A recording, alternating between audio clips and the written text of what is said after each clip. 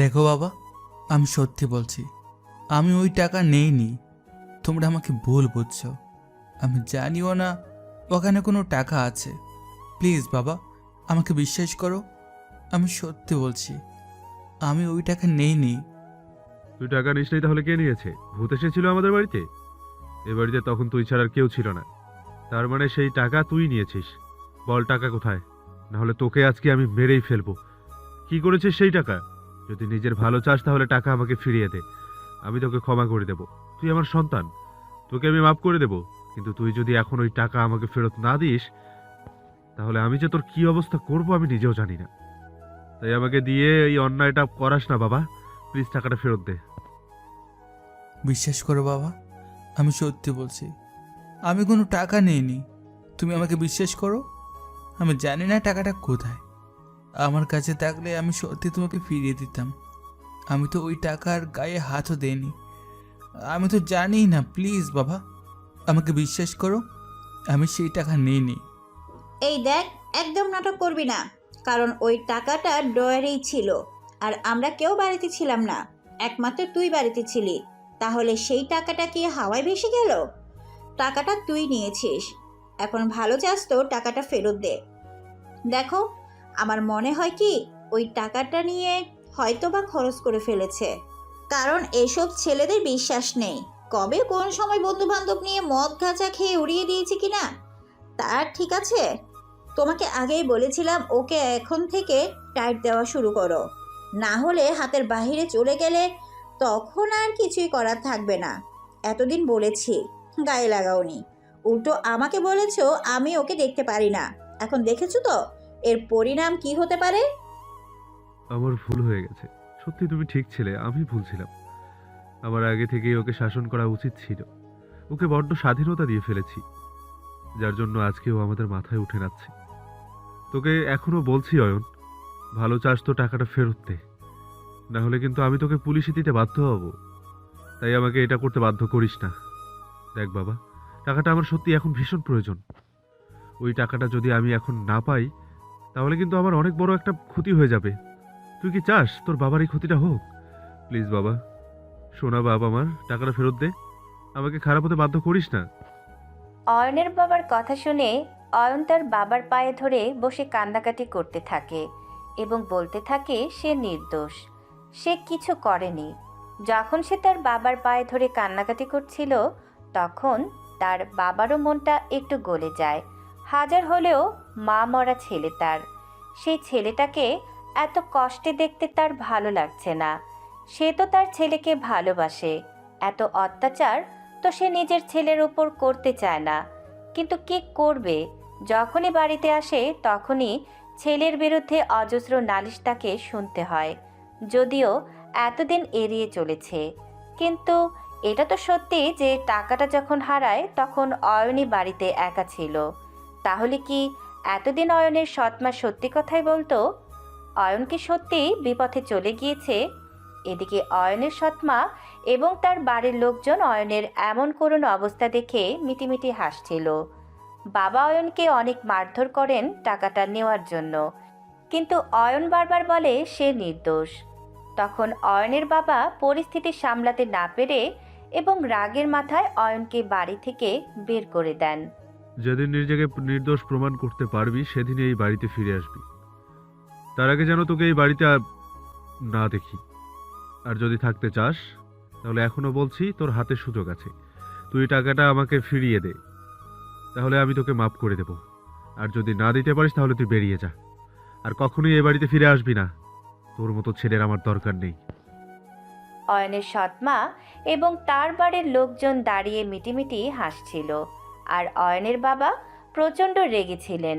রাগের মাথায় তিনি যে কি করছেন তা তিনি নিজেও বুঝতে পারছিলেন না।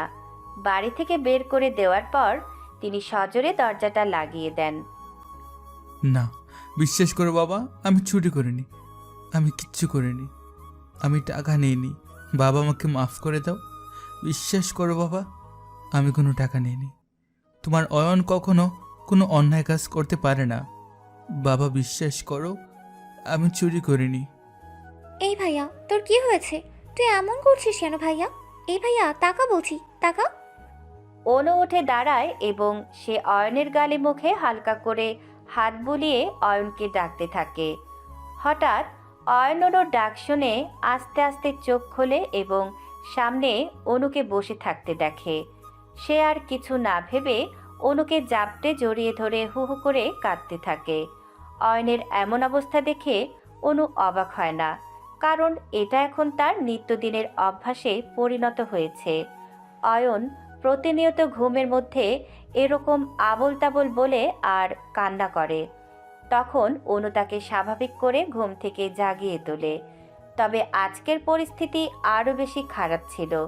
অয়ন খুব বেশি ভয় পেয়ে গিয়েছিল। অনু অয়নের মাথায় হাত বুলিয়ে দিতে থাকে এবং সান্ত্বনা দিয়ে নিচু স্বরে বলতে থাকে, তুই আজকে আবার ওই করুণ স্বপ্নটা দেখেছিস? ওই ঘটনা তো অনেক দিন হয়ে গেল ভাইয়া। তুই এখনও ঘটনাটা কি ভুলতে পারিসনি? কেন এমন করিস ভাইয়া, বলতো? তুই কি ভুলে গিয়েছিস যে তোকে এত কষ্টে দেখলে আমারও কষ্ট লাগে? তুই কেন বুঝিস না? আমি আমি কি করব বলো? আমি চেষ্টা করি, কিন্তু তারপরও তো বলতে পারি না আমি কিভাবে ওই দিনটা মেনে নিব বলো। আমাকে কতটা অপমান করে, কতটা অত্যাচার করে সেদিন ওই বাড়ি থেকে গাড় ধাক্কা দিয়ে বের করে দেওয়া হয়েছিল। আমি ওই দিনটা কোনোভাবে মেনে নিতে পারি না। আমার ভীষণ কষ্ট হয়। বিশ্বাস করো, আমার বুকের বা পাশটা চলে যায়।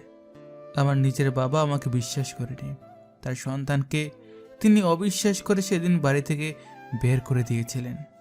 বুঝতে পারছি তোর কষ্ট হচ্ছে, কিন্তু তারপরও আমাদের তো সব কিছু মেনে নিয়ে জীবনে এগিয়ে যেতে হবে, তাই না ভাইয়া? কতদিন আর এভাবে এই কষ্টটাকে মনের মধ্যে গেঁথে রাখবি? আমাদের তো নিজেদের জীবন নিয়েও ভাবতে হবে, তোকেও তো তোর ভবিষ্যৎ নিয়ে ভাবতে হবে। তুই কি এখনো ওখানে পড়ে থাকবি? চিন্তা করিস না অনু, আর বেশি দিন আমাদের এই কষ্ট সহ্য করতে হবে না। কারণ সেদিন যারা আমাকে এত অন্যায় অত্যাচার করে আর অপমান করে বাড়ি থেকে বের করে দিয়েছিল, তাদেরকেও আমি ওই বাড়িতে শান্তিতে থাকতে দেব না। তাদের প্রত্যেককে তাদের ভুলের জবাব দিতে হবে। শুধু ভুল নয়, তারা তো আমাদের সাথে অন্যায় করেছে, পাপ করেছে। আমি তাদের সুখে থাকতে দেব না। প্রত্যেককে জবাব দিতে হবে, প্রত্যেককে। কি বলছিস এসব ভাইয়া? তাদের মধ্যে তো আমাদের জন্মদাতা বাবাও রয়েছে। তুই কি কারো কোনো ক্ষতি করবি? অনুর কথা শুনে অয়ন তার দিকে স্থির চোখে তাকায় এবং উঠে দাঁড়ায়। দাঁড়িয়ে সে তাচ্ছিলের সুরে বলতে থাকে, আমাদের কোনো বাবা নেই অনু, আমরা অনাথ, ভুলে যাস না। যদি অনাথই না হতাম তাহলে সেদিন কেন আমাদের উপর অত অত্যাচার করে বাড়ি থেকে বের করে দেওয়া হয়েছিল? কেন আমাদের কথা বিশ্বাস করা হয়নি? উনি তো কোনোভাবেই আমাদের বাবা হতে পারেন না। বাবা হলে অন্তত একটা বার আমাদের কথা চিন্তা করতেন। সেদিন ওই মাঝরাতে বৃষ্টির মধ্যে তোকে আর আমাকে বাড়ি থেকে বের করে দিতে পারতেন না। কিন্তু ভাইয়া, কোনো কিন্তু নয়, আর কোনো কথা আমি শুনতে চাই না। অনেক দেরি হয়ে গিয়েছে, যা ফ্রেশ হয়ে রেডি হয়ে নে। তোকে আমি কলেজে ড্রপ করে দিয়ে কাজে যাব। আজকে আমার খুব গুরুত্বপূর্ণ একটা কাজ আছে। আমাদের সাথে যারা অন্যায় করেছে তাদের দিন গণিয়ে এসেছে। তাদের প্রত্যেককে এখন তাদের কৃতকর্মের জবাব দেওয়ার জন্য প্রস্তুত হতে হবে। তাড়াতাড়ি যা, রেডি হয়ে নে। অয়ন তার দামি গাড়িটি নিয়ে অনুকে কলেজের সামনে নামিয়ে দিতে আসে। অনু যখন গাড়ি থেকে নামতে যাবে, ঠিক তখনই অয়নের নজর পড়ে কলেজের গেটের সামনে দাঁড়িয়ে থাকা একটি দামি গাড়ির দিকে। গাড়ি থেকে নামছে একটি ছেলে আর একটি মেয়ে। ছেলেটির নাম রাহুল এবং মেয়েটি তার বোন নীলা। রাহুল আর নীলা হলো অয়নের সৎ মায়ের আপন ভাইয়ের সন্তান, অর্থাৎ সম্পর্কে তারা অয়নের মামাতো ভাই বোন। নীলা দেখতে ভীষণ সুন্দরী, কিন্তু তার চোখে মুখে অহংকারের ছাপ স্পষ্ট। রাহুল আর নীলা মিলে এক গরিব ছাত্রকে নিয়ে বিদ্রূপ করছিল। অয়ন গাড়ি থেকে তাদের দিকে কিছুক্ষণ স্থির চোখে তাকিয়ে থাকলো। তার চোখের দৃষ্টিতে ফুটে উঠল এক অদ্ভুত শীতলতা। সে মনে মনে একটি ছক কষে ফেলল। কি হয়েছে ভাইয়া? ওভাবে তাকিয়ে আছো কেন? ও হলো রাহুল আর নীলা। ওরা তো আমাদের দু চোখে দেখতেই পারে না। জানি রে অনু, তুই এখন যা, তোর ক্লাসের সময় হয়ে গেছে। আর শোন, আজকে ক্লাসে যদি এমন কিছু দেখিস যা তুই কল্পনা করিসনি, তবে একদম অবাক হবে না। মুখ ফুটে কিচ্ছু বলবি না, শুধু দেখে যাবি আমি যা করি তার পেছনে অবশ্যই কোনো কারণ থাকে। অয়ন আর কোনো কথা না বাড়িয়ে অনুকে নামিয়ে দিয়ে দ্রুত সেখান থেকে চলে যায়। অনু কিছুই বুঝতে পারে না। সে ভাবছিল অয়ন হয়তো তার অফিসে যাবে, কিন্তু অয়ন তখন অন্য কোনো যুদ্ধের প্রস্তুতি নিচ্ছিল। ঘণ্টাখানেক পর অনুর ক্লাসে সবাই বসে আছে। রাহুল তার বন্ধুদের নিয়ে আড্ডা দিচ্ছে আর নীলা আয়না বের করে নিজের রূপ দেখছিল। হঠাৎ ক্লাসের দরজা খুলে ভেতরে প্রবেশ করেন প্রফেসর, আর ঠিক তার পেছনেই ঢুকে পড়ে একটি ছেলে। ছেলেটিকে দেখে পুরো ক্লাসে পিনপতন নীরবতা নেমে আসে। তারপরে শুরু হয় ফিসফাস। ছেলেটির পরনে খুব সাধারণ কিছুটা পুরনো শার্ট আর সস্তা প্যান্ট, চোখে মোটা ফ্রেমের চশমা, চুলে অতিরিক্ত তেল মাখা, দেখতে একদম সাদামাটা এক খ্যাত ছেলে। তাকে দেখে অনু নিজের চোখকে বিশ্বাস করতে পারছে না। এটা তো আর কেউ নয়, স্বয়ং তার বড় ভাই অয়ন। কোটি টাকার মালিক অয়ন এখন এমন ছদ্মবেশে কেন? সাইলেন্ট প্লিজ, সবাই শান্ত হও। এ হচ্ছে অয়ন, আজ থেকে তোমাদের সাথে ও এক ক্লাসে পড়বে। তোমাদের সবার সাথে ও যেন মানিয়ে নিতে পারে সেটা দেখো। আরে স্যার, আমাদের স্ট্যান্ডার্ড কি এতই নেমে গেল যে সব খ্যাতমার্কা চাষার ছেলেকে এখন আমাদের পাশে বসাতে হবে? এই ছেলে, তুই কি ভুলে কলেজের গেট দিয়ে ঢুকে পড়েছিস? লাঙল চল কোথায় রেখে আসলি? ছি রাহুল, ওর গায়ের গন্ধে তো ক্লাসে টেকা দায় হবে। ও তো আমাদের সাথে বসারও যোগ্য নয়। ক্লাসের সবাই হো হো করে হেসে ওঠে। অনু রাগে কাঁপছিল। তার ইচ্ছে করছিল এখনই দাঁড়িয়ে সবার সামনে বলে দেয় এটা তার ভাই এবং সে কে। কিন্তু ঠিক তখনই অয়ন তার দিকে তাকায়। অয়নের চোখের ইশারায় এক গভীর সতর্কতা ছিল। সে অনুকে ইশারায় চুপ থাকতে বলে এবং পাশের বেঞ্চে গিয়ে বসে। অয়ন খুব নিচু হয়ে বসল, যেন সে ভয় পেয়েছে, কিন্তু তার চোখের আড়ালে ছিল তীক্ষ্ণ নজর। সে প্রতিটি ছাত্রছাত্রী, বিশেষ করে রাহুল আর নীলার প্রতিটি কথা আর আচরণ পর্যবেক্ষণ করতে লাগলো। সে আজ এখানে পড়তে আসেনি, সে এসেছে তার শত্রুদের সাম্রাজ্য ফাটল ধরাতে। ভাইয়া কেন নিজেকে এভাবে বিলিয়ে দিয়ে ওদের সামনে হাসির পাত্র হলো? রাহুল আর নীনা তো ওকে চিনতেই পারলো না। ভাইয়া নিশ্চয়ই ওদের অহংকার চূর্ণ করার বড় কোনো পরিকল্পনা করেছে। দিন তিনেক পার হয়ে গিয়েছে। অয়ন তার সেই খ্যাত আর সাদামাটা বেশ নিয়েই নিয়মিত কলেজে আসছে। কলেজের সবচেয়ে দামি রেস্টুরেন্টে বসে রাহুল আর নীলা তাদের বন্ধুবান্ধব নিয়ে আড্ডা দিচ্ছিল। অয়ন আর অনু একপাশে বসে খুব সাধারণ টিফিন খাচ্ছিল। রাহুল আর নীলা জানতো না যে এই দুজনেই তাদের সেই আত্মীয় যাদের তারা একসময় বাড়ি থেকে তাড়িয়েছিল। অয়ন আর অনু নিজেদের এমনভাবে বদলে ফেলেছে যে তাদের চেনা এখন প্রায় অসম্ভব। রাহুল আর নীলা তাদের সামান্য চেনা চেহারার মিল দেখলেও তা অবজ্ঞায় উড়িয়ে দেয় এবং মনে করে এরা কোনো সাধারণ গরিব পরিবারের সন্তান। দেখ নীলা, এই বস্তির ছেলে মেয়েগুলো আমাদের সাথে একই কলেজে পড়ছে, ভাবলেই আমার মেজাজ খারাপ হয়ে যায়। এদের জন্য আমাদের কলেজের লেভেল নষ্ট হয়ে যাচ্ছে। একদম ঠিক বলেছিস রাহুল। এই মেয়েটার দিকে তাকিয়ে দেখ, কি অদ্ভুত সস্তা জামা কাপড় পরে আসে। আর ওই চশমা পরা গাধাটা, ওর তো হাঁটার স্টাইল দেখলেই মনে হয় জমি থেকে চাষ করে মাত্র উঠে এসেছে। আয় শোনো, আয় খ্যাত ছেলে, এদিকে আয়। অয়ন কাচুমাচু হয়ে নীলার দিকে এগিয়ে যায়। অনু আর চোখে দেখছিল তার ভাইয়ের অভিনয়। যে মানুষটা সকালে কয়েক কোটি টাকার ডিল সাইন করে এসেছে, সে এখন নীলার সামনে মাথা নিচু করে দাঁড়িয়ে আছে। আমাকে রাখছেন ম্যাম, কিছু বলবেন? ম্যাম? দেখ রাহুল, আমাকে ম্যাম বলেছে। শোন, তুই তো খ্যাত, তার উপর আবার খানেও কম শুনিস মনে হয়। আমাদের টেবিল পরিষ্কার করে দিয়ে আয়। তোদের মতো নিচু জাতের লোকদের কাজই হলো আমাদের সেবা করা। আর শোন, কালকের অ্যাসাইনমেন্টটা তুই লিখে নিয়ে আসবি। যদি এক ফোঁটা ভুল হয় তবে তোকে এই কলেজের বারান্দায় কান ধরে দাঁড়িয়ে থাকতে হবে, মনে থাকে যেন। জি জি, আচ্ছা, আমি করার চেষ্টা করব। অয়ন যখন ফিরে আসছিল, রাহুল পেছন থেকে অয়নের পা বাড়িয়ে দিয়ে ল্যাং মারে। অয়ন মেঝেতে পড়ে যেতেও নিজেকে সামলে নেয়। চারপাশ থেকে হাসির রোল ওঠে। অনুর আগে কাঁপতে কাঁপতে অয়নের কাছে গিয়ে দাঁড়ায়। ভাইয়া আর কত, আমি আর সহ্য করতে পারছি না। ওরা আমাদের এভাবে সবার সামনে অপমান করছে, আর তুমি মুখ বুঝে সব সহ্য করছো। তুমি কে সেটা একবার ওদের বলে দাও না কেন? শান্ত হও অনু, বড় মাছ ধরতে হলে একটু ধৈর্য ধরতে হয়। ওরা এখন নিজেদের খুব শক্তিশালী ভাবছে, ভাবুক। ওদের ওই ধম্বই ওদের পতনের কারণ হবে। এখন যদি আমি নিজের পরিচয় দেই তবে ওরা শুধু ভয় পাবে, কিন্তু আমি চাই ওদের ভিতর থেকে ভেঙে দিতে। তুই শুধু দেখ, আমি ওদের ওই কলেজের প্রতিটা ইটের সামনে অপমানিত করব।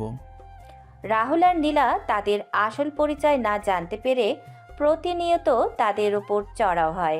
তারা মনে মনে অয়ন আর অনুকে তুচ্ছতাচ্ছিল্য করে আনন্দ পায়, কিন্তু তারা জানে না এই অবহেলা আর অপমানের প্রতিটি হিসাব অয়ন কড়াই গণ্ডায় তুলে নেবে। অয়ন শুধু সেই মাহেন্দ্রক্ষণের অপেক্ষায় আছে যখন সে তার স্বরূপে সবার সামনে দাঁড়াবে। কলেজের ক্যান্টিনে আজ ভিড় অন্য দিনের চেয়ে একটু বেশি। রাহুল আর নীলা তাদের একদল চাটুকার বন্ধু নিয়ে মধ্যমণি হয়ে বসে আছে। তাদের হাসাহাসি আর দম্ভে ক্যান্টিনের পরিবেশ ভারী হয়ে উঠেছে। ঠিক সেই সময় অয়ন আর অনু ক্যান্টিনের এক কোণে গিয়ে বসে। অয়ন এখনও সেই তেল চটচটে চুল আর ঢিলেঢালা পোশাকে নিজেকে ঢেকে রেখেছে। অনু চুপচাপ মাথা নিচু করে বসে থাকলেও অয়নের চোখ জোড়া সারাক্ষণ কলেজের প্রতিটি কোণ আর রাহুলকে পর্যবেক্ষণ করছিল। ওই দেখ নীলা, তোর সেই ম্যাম বলা চাকরটা আবার এসেছে। ওর সাহস তো কম না, আমাদের সামনেই বসে খাওয়ার ধৃষ্টতা দেখায়। সাহস ওর বাড়েনি রে রাহুল, সাহস আমরা বাড়িয়েছি। এই যে খ্যাত ছেলে, শোন এদিকে আয়। তোর বোনটাকে বল আমার জুতোটা একটু মুছে দিতে, আসার সময় কাদা লেগেছে। তোরা তো গরিব, এসব কাজ করলে তোদের হাত ময়লা হয় না, বরং অভ্যাসে থাকবে। ভাইয়া আমি আর পারছি না, এবার কিন্তু আমি কিছু একটা করে ফেলবো। চুপ, একদম চুপ। নিজের রাগকে নিয়ন্ত্রণ করতে শেখানো। বাঘ যখন শিকার করে তখন সে গর্জন করে না, বরং নিজেকে লুকিয়ে রাখে। ওদের বলতে দে, ওদের দিন ফুরিয়ে আসছে। অয়ন শান্ত পায়ে নীলার টেবিলের কাছে গিয়ে দাঁড়ায়। তার চেহারায় এক ধরনের কৃত্রিম ভয় আর দ্বিধা। নীলা আর রাহুল তাকে দেখে তাচ্ছিল্যর হাসি হাসতে থাকে। পুরো ক্যান্টিনের ছাত্রছাত্রীরা এখন এই দৃশ্য দেখছে। কেউ প্রতিবাদ করার সাহস পাচ্ছে না, কারণ সবাই জানে রাহুল এই কলেজের ট্রাস্টি বোর্ডের প্রভাবশালী সদস্যের ছেলে। কিরে, হা করে তাকিয়ে আছিস কেন? বোনকে ডাকতে বললাম না, নাকি তুই নিজেই আমার জুতো পরিষ্কার করে দিবে? দেখুন রাহুল সাহেব, আমরা এখানে পড়তে এসেছি। আমাদের এভাবে অপমান করা কি ঠিক হচ্ছে? আমরা গরিব হতে পারি, কিন্তু আমরা তো মানুষ। ও তাই নাকি? মানুষ? রাহুল দেখ, এই বস্তির ছেলেটা এখন আমাদের নীতি কথা শোনাচ্ছে। শোন, তোকে একটা কথা পরিষ্কার করে বলে দেই, এই কলেজে থাকতে হলে আমাদের পায়ের নিচে থাকতে হবে, না হলে কাল থেকে তোদের দুজনকে ঘর ধাক্কা দিয়ে কলেজ থেকে বের করে দেব। মনে রাখিস, এই কলেজের মালিকের সাথে আমাদের বাবার উঠা বসা। নীলার কথা শুনে অয়নের ঠোঁটের কোণে খুব শুকনো একটা হাসির রেখা ফুটে ওঠে, যা কেউ খেয়াল করেনি।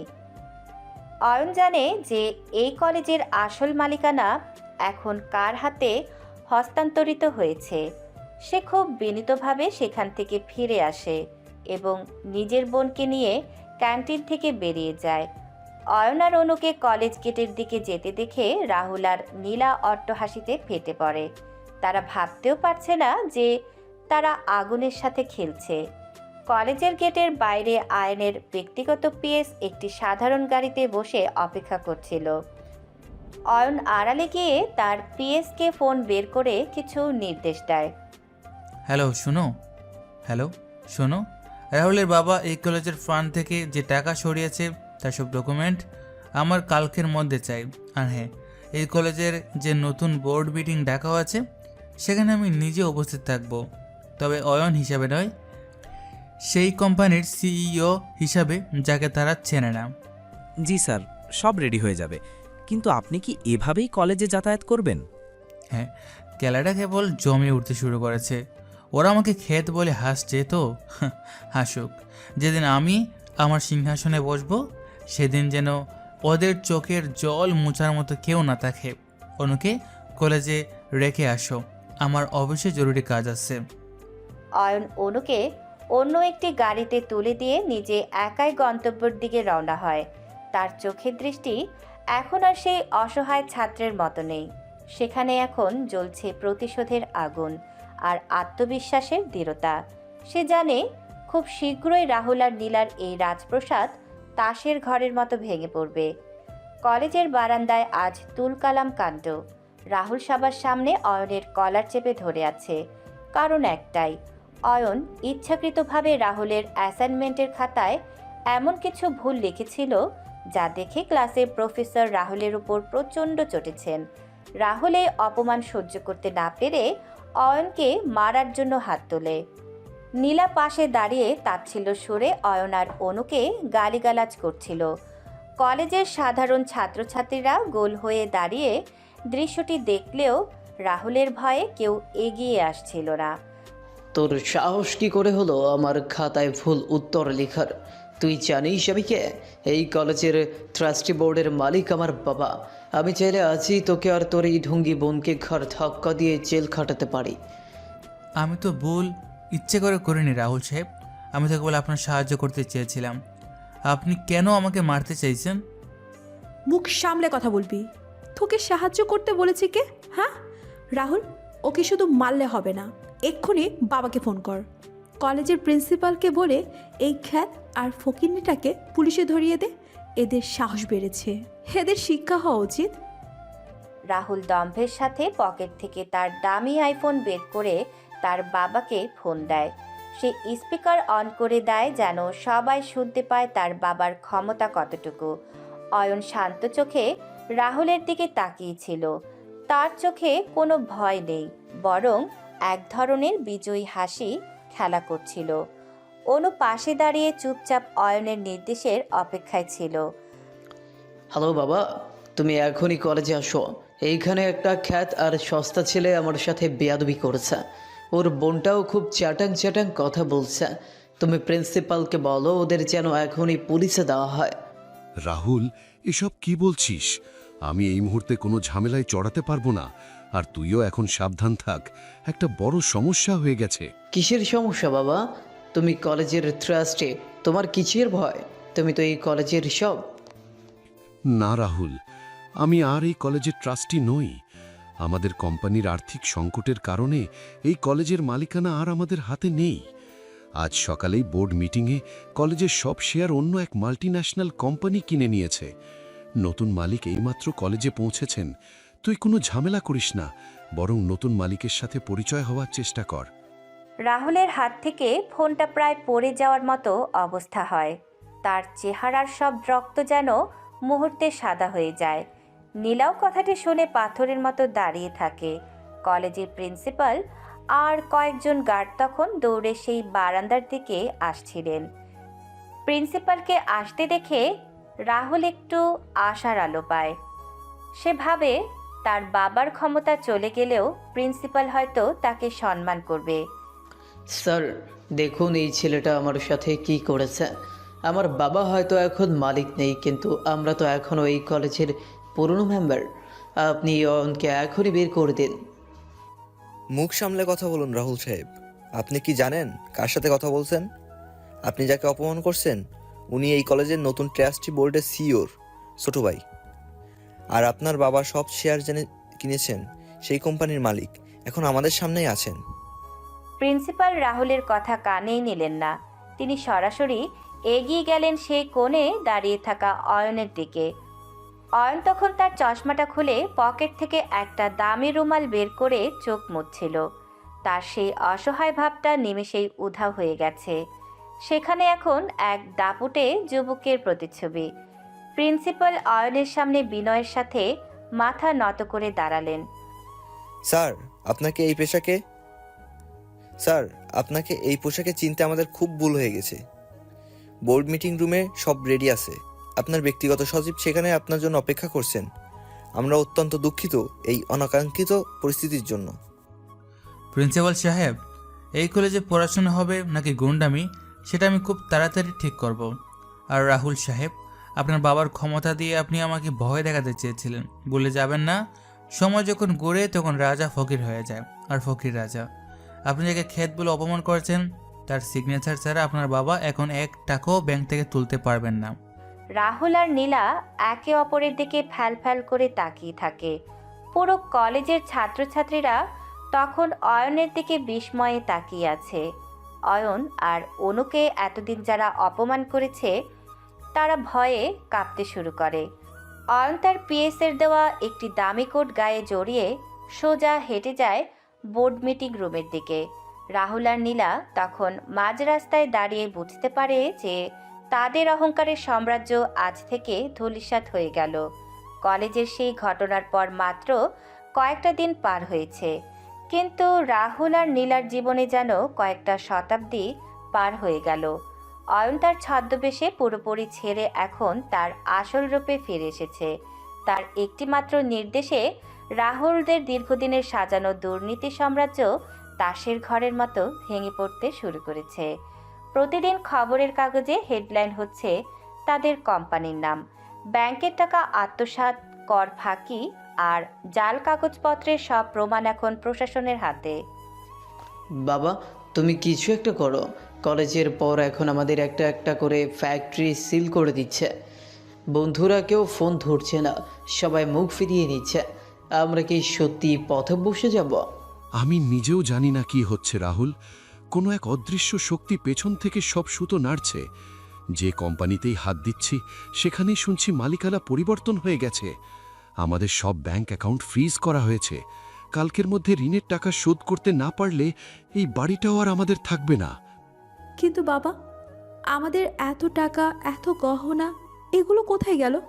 আমি আমার বন্ধুদের কাছে মুখ দেখাতে পারছি না, সবাই হাসাহাসি করছে। ওই খ্যাত অয়ন কি সত্যি এত ক্ষমতাশালী? ও তো আমাদের বাড়ি তাড়িয়ে দেওয়া একটা ছেলে ছিল। ঠিক সেই সময় একদল ব্যাংক কর্মকর্তা আর পুলিশ তাদের বাড়িতে প্রবেশ করে। বাড়ির প্রতিটি কোণে তখন হাহাকার। দীর্ঘদিনের জমানো সব বিলাসিতা এখন ক্রোক করা হচ্ছে। রাহুল আর নীলা অসহায়ভাবে দেখছিল কিভাবে তাদের দামি গাড়িগুলো ক্রেন দিয়ে টেনে নিয়ে যাওয়া হচ্ছে। তাদের থাকার এই বিলাসবহুল রাজপ্রাসাদটিও এখন ব্যাংকের দখলে। পরনের কাপড় ছাড়া আর কিছুই অবশিষ্ট নেই তাদের কাছে।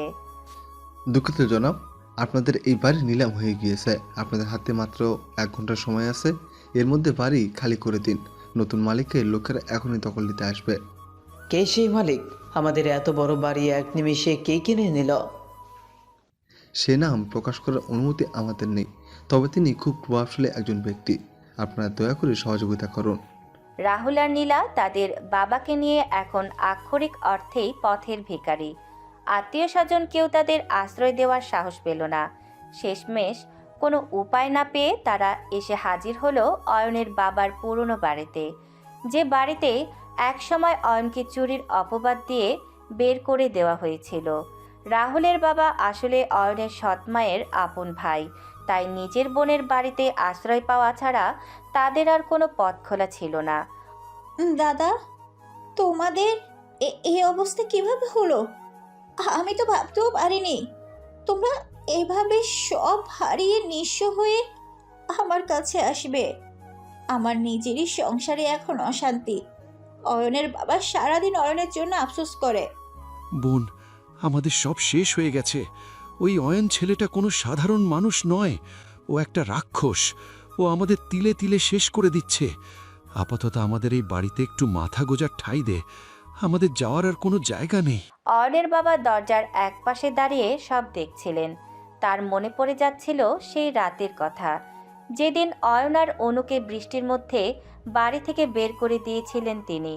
আজ তার শ্যালক আর তার পরিবার একই অবস্থায় তার দুয়ারে এসে দাঁড়িয়েছে। অয়নের বাবা বুঝতে পারছিলেন এটা হয়তো প্রকৃতির কোনো বিচার। রাহুল আর নীলার দম্ভের প্রসাদ এখন ধূলিসাৎ। মাত্র কয়েকদিনের ব্যবধানে তাদের সাজানো ব্যবসা আর বিলাসবহুল জীবন অদৃশ্য কোনো ঝড়ে তছনছ হয়ে গিয়েছে। তাদের ব্যাংক অ্যাকাউন্ট থেকে শুরু করে আলিশান বাড়ি সবই এখন প্রশাসনের দখলে। আত্মীয় স্বজন বা বন্ধুদের দ্বারে দ্বারে ঘুরেও যখন কোনো আশ্রয় মিলল না, তখন উপায় না পেয়ে তারা তাদের বাবা অর্থাৎ রাহুলের বাবাকে নিয়ে এসে উঠল অয়নের বাবার সেই পুরনো বাড়িতে, যে বাড়িতে এককালে অয়নকে চুরির অপবাদ দিয়ে তারা চূড়ান্ত অপমান করেছিল। দেখ বোন, আমাদের সব শেষ হয়ে গিয়েছে। কোন অদৃশ্য শক্তি আমাদের পেছনে লেগেছে আমি জানি না। এক রাতেই আমাদের কোটি কোটি টাকার সাম্রাজ্য ছাই হয়ে গেল। এখন তোদের এই বাড়িতে একটু মাথা গোজার ঠাঁই না দিলে আমাদের আত্মহত্যা করা ছাড়া উপায় নেই। তুমি এসব কি বলছো দাদা? এই বাড়ি তো তোমারই। তোমার এই অবস্থা থেকে আমার বুক ফেটে যাচ্ছে। তোমরা এখানে থাকো, দেখি গিন্নিকে বলে কি করা যায়। অয়নের বাবা আগে থেকেই মানসিকভাবে বিধ্বস্ত ছিলেন। তার নিজের ছোটখাটো যে ব্যবসাটি ছিল, হঠাৎ সেখানেও ধস নামতে শুরু করেছে। সাপ্লাই চেন বন্ধ হয়ে যাচ্ছে, পুরনো ক্লায়েন্টরা চুক্তি বাতিল করেছে। কেন এমন হচ্ছে তিনি বুঝতে পারছেন না। বাড়ির ড্রয়িং রুমে যখন রাহুলের অসহায় অবস্থায় দেখলেন, তার কপালে চিন্তার ভাঁজ আরও গভীর হলো। তিনি এখনও জানেন না তার ত্যায্য করা ছেলে অয়ন এখন কোন অবস্থানে পৌঁছেছে। তোমাদের এই অবস্থা দেখে আমি অবাক হচ্ছি, কিন্তু শুধু তোমরা নও, আমার ব্যবসায়ও হঠাৎ করে খুব সমস্যা শুরু হয়েছে। মনে হচ্ছে কেউ একজন তিলে তিলে আমাদের চারপাশ থেকে ঘিরে ধরছে। আমাদের পরিবারের ওপর দিয়ে এই কিসের ঝড় যাচ্ছে আমি কিছু বুঝতে পারছি না। বাবা, এটা নিশ্চয়ই ওই কোনো বড় সিন্ডিকেটের কাজ। কিন্তু আমাদের মতো মানুষের সাথে কেন এমন হবে? আমরা তো কারো ক্ষতি করিনি।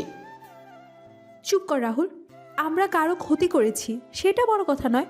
বড় কথা হলো আমাদের এই দুর্দশার পেছনে কে আছে, যে আমাদের এই পুরনো বাড়িতে থাকতে বাধ্য করলো। তার চেহারাটা কি আমরা কোনোদিন দেখতে পাবো না? বাড়ির সবাই যখন চিন্তায় মগ্ন, তখন বাইরে একটা নামি ব্র্যান্ডের গাড়ি এসে থামার শব্দ পাওয়া গেল, তবে কেউ নামল না। জানালার পর্দা সরিয়ে রাহুল দেখল একজোড়া তীক্ষ্ণ চোখ গাড়ির কালো কাচের আড়াল থেকে বাড়ির দিকে তাকিয়ে আছে। কিছুক্ষণ পর গাড়িটি স্টার্ট দিয়ে চলে গেল। বাড়ির ভেতরে তখন এক অদ্ভুত থমথমে পরিবেশ। অয়নের সৎমা বারবার ঠাকুর ঘরে গিয়ে প্রার্থনা করছেন, কিন্তু তার মনের কোণে এক অদৃশ্য ভয় দানা বাঁধছে। তার কি মনে পড়েছে সেই কিশোর অয়নের অভিশাপের কথা? কাল সকালে আমাকে এক বড় কোম্পানির সিইওর সাথে দেখা করতে যেতে হবে। শুনেছি তিনিই নাকি আমাদের এই এলাকার সব ছোট বড় ব্যবসার শেয়ার কিনে নিচ্ছেন। তার সাথে কথা বলতে পারলে হয়তো আমাদের বাঁচার একটা রাস্তা মিলবে। যদি তিনি আমাদের সাহায্য না করেন, তবে এই বাড়িটাও আমাদের নিলামে তুলতে হবে। কার সাথে দেখা করতে হবে? নাম জানো সেই মালিকের? না, তার পরিচয় খুব গোপনে রাখা হয়েছে। সবাই তাকে শুধু এস বলেই চেনে। কালকের মিটিংটাই হয়তো আমাদের শেষ ভরসা। পুরো পরিবার এখন এক অজানা আতঙ্কে কাঁপছে। তারা জানে না যে অয়ন আর অনুর ছায়া তাদের প্রতিটা পদক্ষেপে লেগে আছে। অয়ন এখনও তার বাবার সামনে আসার প্রয়োজন বোধ করেনি। সে চাচ্ছে তার বাবা এবং সৎমা যেন নিজেদের অসহায়ত্বের চূড়ান্ত পর্যায়ে পৌঁছায়, ঠিক যেমনটা সে আর অনু সেদিন বৃষ্টির রাতে পৌঁছেছিল। পর্দার আড়াল থেকে খেলাটা এখন কেবল রহস্যময় হতে শুরু করেছে। সকাল থেকে অয়নের বাবার বুকে এক অজানা দুরু দুরু কাঁপন। আজ তার জীবনের সবচেয়ে বড় পরীক্ষা। তার ঢুকতে থাকা ব্যবসাটাকে বাঁচানোর শেষ সুযোগ এই এএস কোম্পানির মালিকের সাথে দেখা করা। তিনি আয়নার সামনে দাঁড়িয়ে নিজের মলিন চেহারাটা একবার দেখলেন। যে দম্ভ নিয়ে তিনি একদিন নিজের ছেলেকে বাড়ি থেকে বের করে দিয়েছিলেন, আজ সেই দম্ভ কোথায় যেন হারিয়ে গিয়েছে। ছেঁড়া স্বপ্নগুলো জোড়া লাগানোর আশায় তিনি রওনা হলেন শহরের সেই আকাশচুম্বী অফিসের দিকে। অফিসের বিশাল লবিতে দাঁড়িয়ে তিনি দীর্ঘক্ষণ অপেক্ষা করার পর অবশেষে সিইওর রুমে ঢোকার অনুমতি পেলেন। স্যার, আমি আপনার সময় নষ্ট করতে চাই না। আমার ব্যবসাটা খুব বিপদে আছে। আপনি যদি একটু সাহায্য করতেন। আমি শুনেছি আপনি এখন এই পুরো শহরের ব্যবসার নিয়ন্ত্রক। দয়া করে আমাদের উপর একটু সদয় হন। রুমের বিশাল রিভলভিং চেয়ারটি জানালার দিকে মুখ করা ছিল। অয়নের বাবার কথা শেষ হওয়ার মাত্রই চেয়ারটি আস্তে করে ঘুরল। সামনের মানুষটিকে দেখে অয়নের বাবার পায়ের তলার পাটি যেন সরে গেল। তিনি নিজের চোখে বিশ্বাস করতে পারছিলেন না। দামি স্যুট পরা তীক্ষ্ণ দৃষ্টি আর ব্যক্তিত্বে ভরপুর যে যুবকটি সামনে বসে আছে, সে আর কেউ নয়, তার নিজের ছেলে অয়ন। অয়ন শান্ত ভঙ্গিতে একটি কলম দিয়ে টেবিলে টোকা দিচ্ছিল। বসুন জনাব, আপনি তো সাহায্য চাইতে এসেছেন, দাঁড়িয়ে কেন? এই অফিসে সবাই নিয়ম মেনে চলে। আপনার ফাইলগুলো আমি দেখছি। অয়ন, তুই তুই এখানে এই চেয়ারে কি করছিস? তার মানে এই পুরো কোম্পানির মালিক তুই? এস মানে কি অয়ন সুলতান? অয়নের বাবার মনে তখন এক বিচিত্র অনুভূতির খেলা চলছে। একদিকে তার নিজের সন্তান দেশের সেরা ধনী এবং প্রভাবশালী ব্যক্তিতে পরিণত হয়েছে, এই ভেবে তার বুকের ছাতি গর্বে ভরে উঠেছে। তিনি মনে মনে প্রচণ্ড খুশি যে তার রক্ত আজ সবাইকে ছাড়িয়ে শীর্ষে পৌঁছেছে। কিন্তু অন্যদিকে তার চরম অপরাধবোধ তাকে আষ্টে পৃষ্ঠে জড়িয়ে ধরেছে। অয়নকে তিনি একদিন চোর অপবাদ দিয়েছিলেন। সেই অপমানের কথা মনে পড়তেই তার আনন্দ মুখে ফুটে উঠতে পারল না। তিনি নিজেকে সামলে নিয়ে মুখ শক্ত করে রাখলেন। কেন, আমাকে কি এই চেয়ারে মানাচ্ছে না বাবা? ওহ, দুঃখিত। আমি তো আপনার ত্যায্য করা সন্তান। আমার তো হওয়ার কথা ছিল কোনো বস্তির চোর বা মাদকাসক্ত, তাই না? যেমনটা আপনি আর আপনার সুযোগ্য স্ত্রী সেদিন বিশ্বাস করেছিলেন।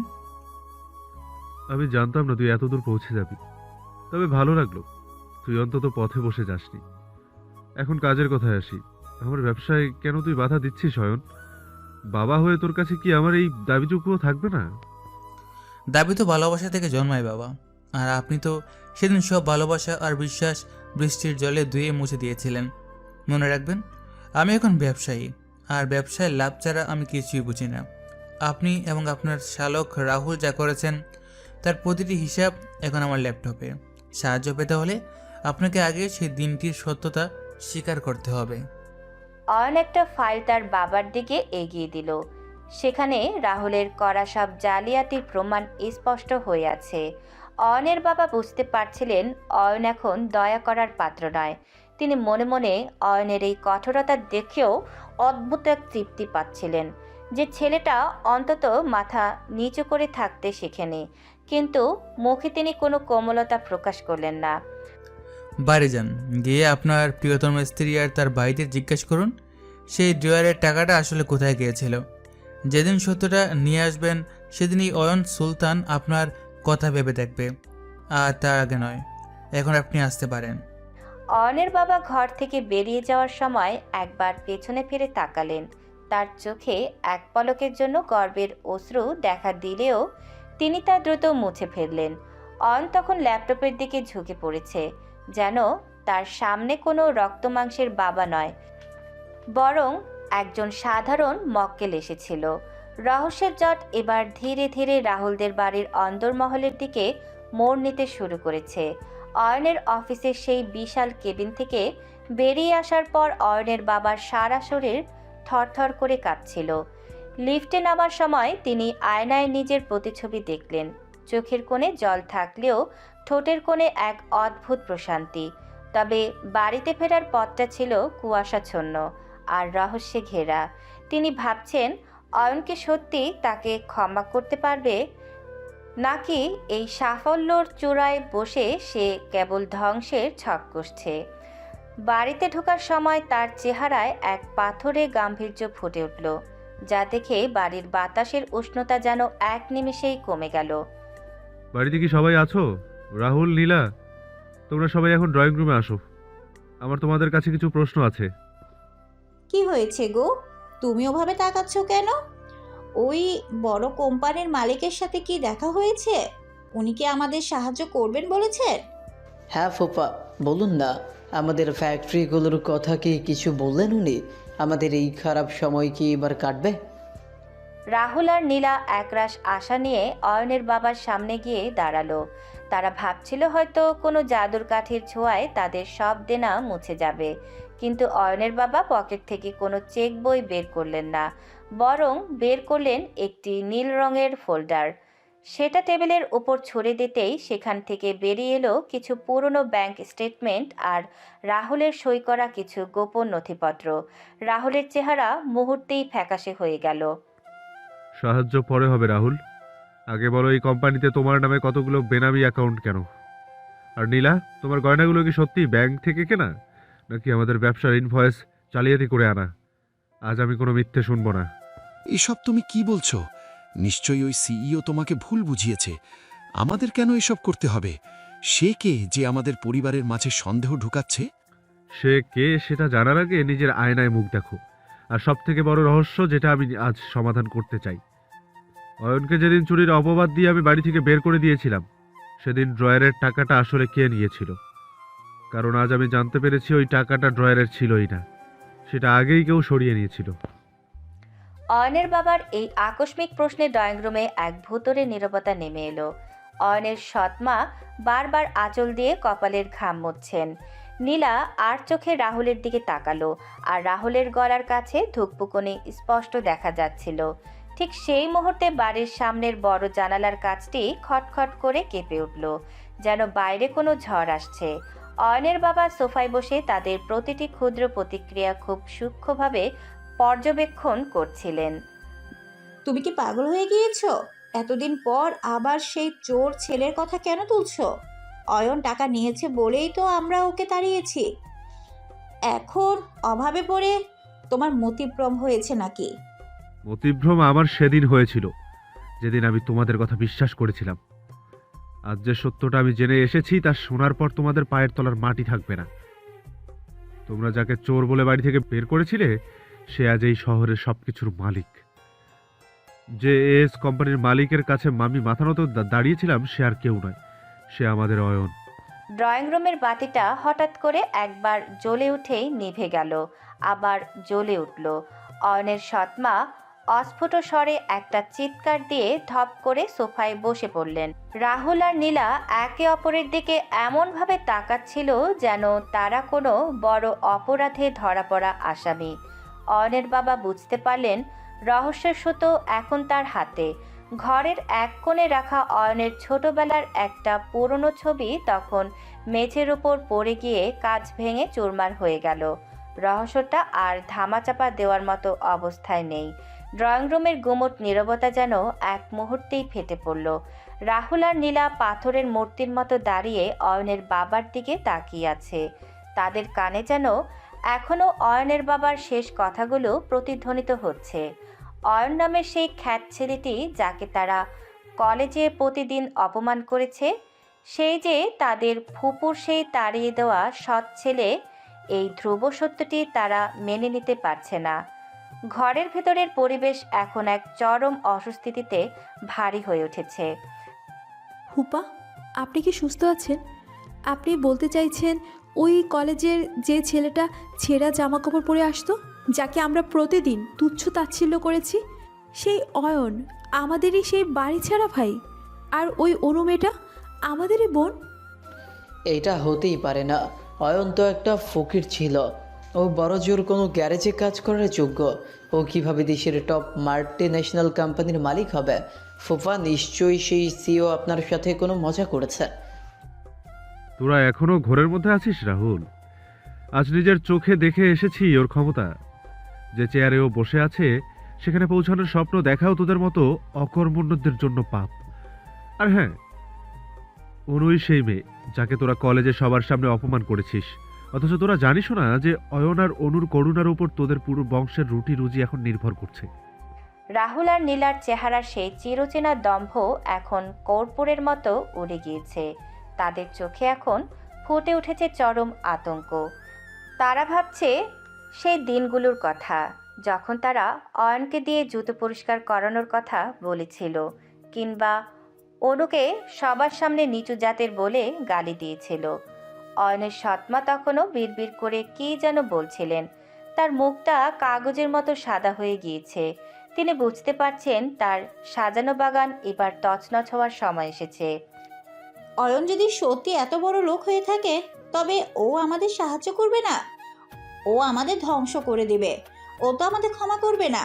দাদা, তুমি রাহুল আর নীলাকে নিয়ে এখান থেকে কোথাও পালিয়ে যাও। অয়ন আমাদের ছেড়ে দিবে না। পালাবি কোথায়? অয়ন এখন যে ক্ষমতায়, উচ্চ ক্ষমতায় আছে, সেখান থেকে তোদের প্রতিটা নিঃশ্বাসের হিসাবও রাখতে পারে। আমি অবাক হচ্ছি এটা ভেবে যে তোরা দিনের পর দিন ওদের সাথে একই কলেজে ছিলি, অথচ চিনতে পারলি না। নাকি নিজেদের অহংকারে এতটাই অন্ধ ছিলি যে রক্তকে চেনার ক্ষমতাও হারিয়ে ফেলেছিলি? আমরা তো মনে করেছিলাম ওরা সাধারণ কোনো গরিব ঘরের ছেলেমেয়ে। ফুপু, তুমি তো বলেছিলে অয়ন কোনোদিন উন্নতি করতে পারবে না। এখন আমাদের কি হবে? অয়ন তো আমাদের একটা কোম্পানিতেও তালা ঝুলিয়ে দিয়েছে। ও যদি এখন প্রতিশোধ নিতে আমাদের পুলিশে দেয়। আবার তো ভাবলে গা শিউরে উঠছে। কলেজে সে স্থির চাওনি, ও তো চোখের ইশারা আমাদের শাসন করত, আর আমরাও ভাবতাম ও ভয় পেয়েছে। ও আসলে আমাদের নিয়ে খেলছিল রাহুল। আমরা ওর সাজানো জালে নিজেরাই গিয়ে ধরা দিয়েছি। রাহুল আর নীলা এখন বুঝতে পারছে কেন তাদের কোম্পানিগুলো একটা একটা করে দেউলিয়া হয়ে যাচ্ছিল, কেন হঠাৎ করে তাদের রাজপ্রাসাদ নিলামে উঠে গেল। এই সব কিছুর মাস্টার মাইন্ড আর কেউ নয়, স্বয়ং অয়ন। অয়নের বাবা সোফা থেকে উঠে জানালার দিকে গিয়ে দাঁড়ালেন। বাইরের অন্ধকার আকাশে তখন বিদ্যুতের ঝলকানি দেখা দিচ্ছে। তিনি জানেন ঝড় কেবল শুরু হয়েছে, আসল ধ্বংসলীলা এখনো বাকি। রাহুল আর নীলার পতন এখন কেবল সময়ের ব্যাপার। অয়নের বাবার শেষ আশাটুকু নিভে গেল। অয়নের অফিস থেকে ফেরার দুদিন পরেই আদালত থেকে নোটিশ আসে যে তার দীর্ঘদিনের পুরনো ব্যবসাটি সম্পূর্ণভাবে দেউলিয়া ঘোষিত হয়েছে। পাওনাদারদের চাপে এবং ঋণের বোঝা সইতে না পেরে অয়নের বাবার পৈতৃক ভিটে বাড়িটি নিলামে তোলার সিদ্ধান্ত নেওয়া হয়। রাহুল আর নীলা তখন বাড়ির এক কোণে নিজেদের মালপত্র গোছাতে ব্যস্ত। তাদের দম্ভ এখন কান্নায় রূপান্তরিত হয়েছে। অয়নের সৎমা বারবার মূর্ছা যাচ্ছেন, কারণ যে ক্ষমতার দাপট তিনি দেখাতেন আজ তা ধূলিসাৎ। বিশ্বাস করো রাহুল, আমি কল্পনা করতে পারিনি আমার নিজের হাতে করা এই ঘরটা এভাবে নিলামে উঠবে। আজ আমাদের দাঁড়ানোর মতো কোনো মাটি নেই। অয়ন কি সত্যি এতটা পাষাণ হয়ে গেল যে নিজের বাবার মাথা গোঁজার ঠাঁইটুকুও কেড়ে নিল? ফুফা, ও এখন আর আপনার ছেলে নেই। ও এখন একটা দানব। ও আমাদের তিলে তিলে মারছে। এই বাড়িটা নিলামে উঠলে আমরা পথে বসে যাব। নীলা আর আমি কোথায় থাকবো এখন? আমাদের পাপের শাস্তি মনে হয় এভাবেই শুরু হলো। ফুপি ফুপি তো সারা দিন কান্নাকাটি করেছে, কিন্তু ওই অয়ন কি একবারও আসবে না? ও কি আমাদের এই দুর্দশা দেখে আনন্দ পাচ্ছে? নিলামের দিন সকালে বাড়ির সামনে একটা বড় জটলা তৈরি হলো। পাওনাদার, ব্যাংক কর্মকর্তা আর কিছু দালাল জড়ো হয়েছে বাড়িটির ডাক দেওয়ার জন্য। অয়নের বাবা ম্লান মুখে বারান্দায় বসে আছেন। ঠিক সেই সময় কয়েকটি কালো রঙের বিলাসবহুল গাড়ি এসে বাড়িটির সামনে থামলো। গাড়ি থেকে একদল বডিগার্ড নামলো আর তাদের মাঝখান থেকে বেরিয়ে এলো দামি স্যুট পরা অয়ন আর তার পাশে মার্জিত পোশাকে অনু। অয়নকে দেখে নিলামে উপস্থিত সবাই মাথা নিচু করে সম্মান জানালো। স্যার, আপনি কি এই বাড়ির নিলামে অংশ নিতে চান? এই সম্পত্তির প্রাথমিক দাম ধার্য করা হয়েছে 1 কোটি টাকা। 1 কোটি নয়, আমি এই বাড়ির জন্য ডাবল টাকা দেব, 2 কোটি টাকা। আর এই মুহূর্তে সব লেনদেন শেষ করতে চাই। আমি চাই না এই বাড়ির উপর অন্য কারোর নাম লেখা থাকুক। অয়নের কথা শুনে উপস্থিত সবাই অবাক হয়ে গেল। অয়নের বাবাও স্তম্ভিত হয়ে অয়নের দিকে তাকিয়ে রইলেন। ডবল দাম দিয়ে নিজের বাবার বাড়ি কেনা, এটা কি করুণা নাকি ক্ষমতার দাপট, তা কারোরই মাথায় ঢুকল না। অয়ন সরাসরি অঙ্কের চেকটি ব্যাংক কর্মকর্তার হাতে ধরিয়ে দিল। কিছুক্ষণ পর বাড়ির মালিকানার কাগজপত্র অয়নের হাতে সোপর্দ করা হলো। রাহুল আর নীলা তখন দরজার আড়ালে দাঁড়িয়ে ভয়ে কাঁপছিল। প্রিন্সিপাল সাহেব, সরি, ব্যাংক কর্মকর্তা সাহেব, লোন কি শোধ হয়েছে? এখন কি আমি বলতে পারি এই বাড়ির প্রতিটি ইটের মালিক এখন অয়ন সুলতান? অবশ্যই স্যার, সব দেনা শোধ হয়ে গেছে। এখন থেকে এই বাড়ি আপনার। আমরা আমাদের কাজ শেষ করছি। অয়ন ধীর পায়ে বাড়ির ভেতরে প্রবেশ করল। অনু তার ভাইয়ের পাশে ছায়ার মতো লেগে আছে। বাড়ির বারান্দায় তখন অয়নের বাবা অসহায়ভাবে দাঁড়িয়ে। অয়ন তার বাবার খুব কাছে গিয়ে দাঁড়ালো। তার চোখে কোনো কোমলতা নেই, আছে এক অদ্ভুত স্থিরতা। অয়নের সৎমা তখন ঘর থেকে বেরিয়ে এসে অয়নের পা ধরতে গেলেন, কিন্তু অয়ন 1 পা পিছিয়ে গেল। এই বাড়িটা আমার শৈশবের স্মৃতি, আমার মায়ের শেষ চিহ্ন, তাই এটাকে আমি অন্যের হাতে যেতে দেইনি। তবে মনে রাখবেন বাবা, আমি এই বাড়িটা কিনেছি একজন ব্যবসায়ী হিসাবে, সন্তান হিসাবে নয়। আজ থেকে আপনারা এই বাড়িতে আমার ভাড়াটিয়া হিসেবে থাকবেন। আর রাহুল, নীলা, তোমাদের জন্য আমার বিশেষ কিছু পরিকল্পনা রয়েছে। তোমরা তো ক্ষেত আর গরিবদের জুতো পরিষ্কার করতে বলতে, তাই না? অয়নের কথা শুনে রাহুল আর নীলার বুকের ধুকপুকুনি বন্ধ হওয়ার উপক্রম হলো। তারা বুঝতে পারল অয়ন কেবল বাড়ি কেনেনি, সে তাদের স্বাধীনতাও কিনে নিয়েছে। অয়ন বাড়ির চারপাশটা একবার চোখ বুলিয়ে নিল। যে উঠানে একদিন তাকে অপমান করা হয়েছিল, আজ সেই উঠান তার সাফল্যের সাক্ষী হয়ে দাঁড়িয়ে আছে। অয়ন এখন বাড়ির মালিক, তবে এই মালিকানা কেবল কাগজের নয়, বাড়ির প্রতিটা মানুষের ভাগ্য এখন তার হাতের মুঠোয়। অয়ন বাড়িতে প্রবেশ করার পর থেকেই এক ভুতুড়ে নীরবতা আর আতঙ্ক সবাইকে ঘিরে ধরেছে। যে ডাইনিং টেবিলটায় একসময় অয়নকে বসতে দেওয়া হতো না, আজ অয়ন সেখানে রাজার মতো বসে আছে। আর একপাশে মাথা নিচু করে দাঁড়িয়ে আছে রাহুল, নীলা এবং তাদের পরিবার। রাহুল, কাল থেকে তুই আমার পার্সোনাল অফিসের সব ময়লা পরিষ্কার করবি। আর নীলা, তোর কাজ হবে অনুর কাপড় ধোয়া এবং ঘর মোছা। যেহেতু তোরা আমার বাড়িতে থাকিস, তাই তোদের শ্রম দিয়েই তোদের থাকার ভাড়া শোধ করতে হবে। আমার বাড়িতে বসে খাওয়ার কোনো সুযোগ নেই। অয়ন, মানে স্যার, আমি তো এই সব কাজ কোনোদিন করিনি। আমি বড়জোর আপনার অফিসে কোনো ভালো পোস্টে কাজ করতে পারি। আপনি আমাকে দিয়ে এইসব করাবেন না প্লিজ। সাহস তো তোর কম না রাহুল, আমার সামনে দাঁড়িয়ে তর্ক করছিস? গার্ড, ওকে মনে করিয়ে দাও ও এখন কার সামনে দাঁড়িয়ে আছে। অয়নের ইশারায় তার বডিগার্ড এগিয়ে এসে রাহুলের পেটে সজোরে একটা ঘুষি মারে। রাহুল ব্যথায় কুকড়ে মেঝের উপর পড়ে যায়। নীলা চিৎকার করে কাঁদতে শুরু করলে অয়ন তার দিকে একজোড়া জ্বলন্ত চোখে তাকায়। নীলার চিৎকার গলার কাছে আটকে যায়। অয়নের বাবা পাশ থেকে এসব দেখছিলেন। তার চোখে জল আসলেও মুখ দিয়ে কোনো কথা বের করার সাহস পেলেন না। কান্না থামাও নীলা, তোমাদের এই কান্না আমার কানে গান হিসেবে বাজে। মনে আছে তো, ওর যখন কাঁদতে কাঁদতে তোদের হাতে পায়ে ধরছিল, তোরা তখন হাসাহাসি করছিলি। আজ সেই হাসির হিসাব দেওয়ার সময় এসেছে। কাল থেকে যদি তোদের কাজে এক বিন্দু ভুল দেখি, তবে তোদের দুজনকে এই বাড়ির অন্ধকার গুদামে আটকে রাখা হবে। আমাদের মাফ করে দাও ভাইয়া, আমরা বুঝতে পারিনি তুমি এত বড় কিছু হয়ে যাবে। আমরা ভুল করেছি। ভাইয়া ডাকবে না নীলা, তোদের মতো বিষাক্ত শব্দের মুখে এই পবিত্র ডাক মানায় না। আর শোনো মা, সৎ মায়ের দিকে তাকিয়ে বললাম, আপনি তো খুব ভালো রান্না করেন, তাই না? আজ থেকে বাড়ির বাবুর্চিকে ছুটি দিয়ে দিলাম। আপনি রান্না করবেন, তবে শর্ত একটাই, যতক্ষণ না আমি আর অনু খাওয়া শেষ করছি, ততক্ষণ আপনি বা আপনার পরিবার খাবারের দ্বারে কাছেও আসতে পারবে না। বেঁচে থাকার জন্য যতটুকু দরকার ঠিক ততটুকুই তোমাদের দেওয়া হবে। অয়নের মানসিক নির্যাতন রাহুল আর নীলাকে ভেতর থেকে তুমড়ে মুচড়ে দিচ্ছিল। অয়ন তাদের প্রতিটা মুহূর্তকে বিস্ময় করে তুলছিল। রাতে যখন সবাই ঘুমানোর চেষ্টা করছিল, অয়ন তাদের ঘর থেকে সব ফ্যান আর এসি সরিয়ে নেওয়ার নির্দেশ দেয়। প্রচণ্ড গরমে আর মশার কামড়ে রাহুল আর নীলা ছটফট করছিল। অয়ন বারান্দায় দাঁড়িয়ে সেই দৃশ্য দেখছিল, আর তার মনে পড়ে যাচ্ছিল সেই রাতের কথা, যেদিন সে আর অনু স্টেশনে বৃষ্টির মধ্যে ভেজেছিল। বাবা অয়ন, অনেক তো হলো। ওরা তো এখন তোর গোলামের মতো থাকছে, এবার কি একটু শান্তি হবি না? না বাবা, কেবল তো শুরু। আমি ওদের তিলে তিলে মারতে চাই। শরীর তো একদিন সেরে যায়, কিন্তু আত্মার যে ক্ষত ওরা আমাদের দিয়েছে, তার প্রতিশোধ আমি ওদের আত্মার উপর দিয়ে নেব।